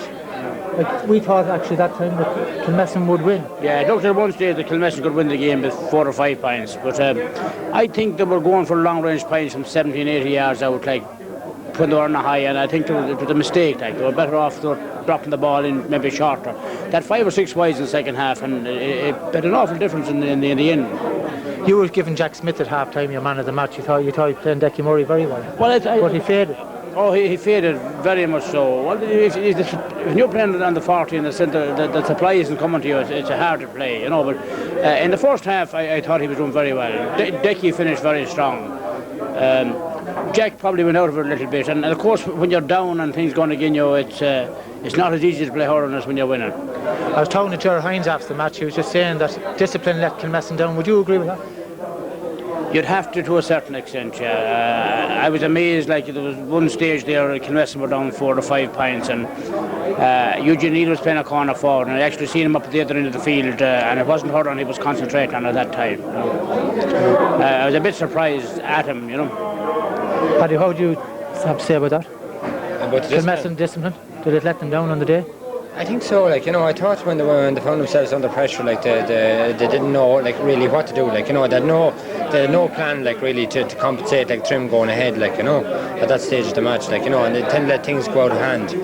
Like, I don't know whether you can do much about that in the course of a match. Like, you know, like we have a team involved. It's all individuals. Like, you know, so like they can kind of turn their hand to anything during the game. Like, you know, you can't. It's very hard to control 15 players. Like from a selector's point of view and from a committee's point of view, club-wise. Like, you know, like it's hard to blame the Kilmessan club for that. Maybe, like, you know, like what goes on in the field. Like, you know, but like just I thought they lost away a bit, and they probably when they went a few scores down, like, you know, things began to get out of hand. But they were in front when they made these rash, harsh, you know. Yeah. A couple of them gave free. They had frees and they pulled wrong or pulled back, or you know. Yeah, it's hard to explain that. Like, you know, like it's up to the individual at the time. Like, you know, and I can't really go to any. Like it's bad from the team's point of view to do them sort of things. Like, obviously, like, you know, but like from a player's point of view and an individual's point of view, like that's up to the individual at the time. Like, you know, and I can't. Like, it definitely was the downfall of Kilmessan in the long run, like, you know. But being from Kiltale, Paddy, like, you know, and you're not too far from Kilmessan, was there rift in the Kilmessan camp? Or what was there problems before today's match, or at half-time? Well, there must have been some sort of a problem, because like from the team that was lined out in the programme and the team that went out in the field, I don't know what happened. Like, you know, I'd love to know whether players were injured or why they weren't on from the start. Like, why was there such dramatic changes, like from the programme and also from like the line out of the team? Like, it didn't line out at all from what the programme, and I reckon it doesn't help to have a selector on the field. Like, you know, it's very hard to coordinate. Like, you know, when you have 2 selectors on the line and 1 selector on the field, it's very hard to make decisions. Like, you know, and be like, you know, be like to make like when you're missing one man, like on your committee, like, you know, and probably the leading man as chairman of the club, like, you know, it's probably very hard to make decisions. And like, I don't know why the Kilmessan team was changed dramatically from both on programme and in position wise, like all, like, you know, I can't understand that. There must have been problems, like, I think, you know. Right. Finian, will the last wind up. You're not really happy with that senior final. You went for Kilmessan at half time, as we say. I went for Kilmessan at half time. I was very disappointed with the way Kilmessan flopped in the second half. And there's no doubt about the flop. There's no doubt in anyone's mind. But was it Trim that actually played well? Well, by the time Kilmessan flopped, Trim weren't playing well. Like, I mean, we'll all agree on that. It was when Kilmessan flopped, Trim got their heads up and they went really for it at that stage, and they done horrible well. But I think Kilmessan, as Paddy said there earlier on, a little bit of discipline went astray with them, and they didn't keep the heads when they should have kept them heads. Tommy, overall, I know you were disappointed the game was moved out with Trim, but really after yesterday's rain, possibly 2 games couldn't be in hell in Trim today. But we are happy enough with the crowd and with the facilities and everything else that goes with a county final. Well, I'm not and the match before. I'm not saying the facilities in Navan are not good. They are. They're second to none. Let there be no mistake about that. Whether I was happy enough with the match, it's hard enough, I suppose, to gauge it in ways. I think Kilmessan could have learned a lot from Kilkenny last week, actually. I think if Eugene O'Neill was brought into the game with 10 or 15, 20 minutes to go rather than start the game, I think could actually have made a difference. I think like last year we were looking at the finals and we would criticise Ewan McCaffrey for missing a lot of frees and that. Today Trim scored 211. I think very, very few of their scores came off frees. And I think a team that's scoring like that, scoring freely from play, are a team that's the merit their victory, and I think that was the difference. They were able to pick off the scores, you know, and I think deserving winners, overall deserving winners, and personally I'd be quite happy with it. I think it was probably, apart from the bit of a fracas at the end, I think it was pretty standard, like for county finals over the last few years anyway, that I've been. I don't think myself would compared to either game last year, to be honest with you, even though Trim won. Yeah, I thought both games last year. You know, doctors different, patients die, Martin. Finian, your own club, we just have a quick word on this. Your own club, congratulations, he's won the intermediate. Celebrations in order, yeah? Nice. Yeah, thanks, Martin. We won a long overdue final, and there's no doubt about it. Every hurling fan in the county wouldn't begrudge it to the Tones to win the intermediate championship. We lost the last 2, and possibly it could be a good thing that we lost the last 2, because it matures us that little bit more for the senior ranks, and I feel that we won't do any harm in senior. You know, but do you honestly think you're good enough for senior? Oh yes, oh yes. I honestly believe we are good enough for senior. There's no doubt about that, and we might make a few clubs look up in the 1993. Well, hopefully. I'd like to thank the panel for joining us. We'll leave you with the score lines of the 2 matches. The intermediate hurling final, Wolf Tones 3-12, Longwood 1-7, and in the senior final, Trim 2-11, Kilmessan 12 points. We'd like to congratulate Trim on their victory and hard luck to Kilmessan. We'll join you later on at the celebrations. Thank you all for joining us.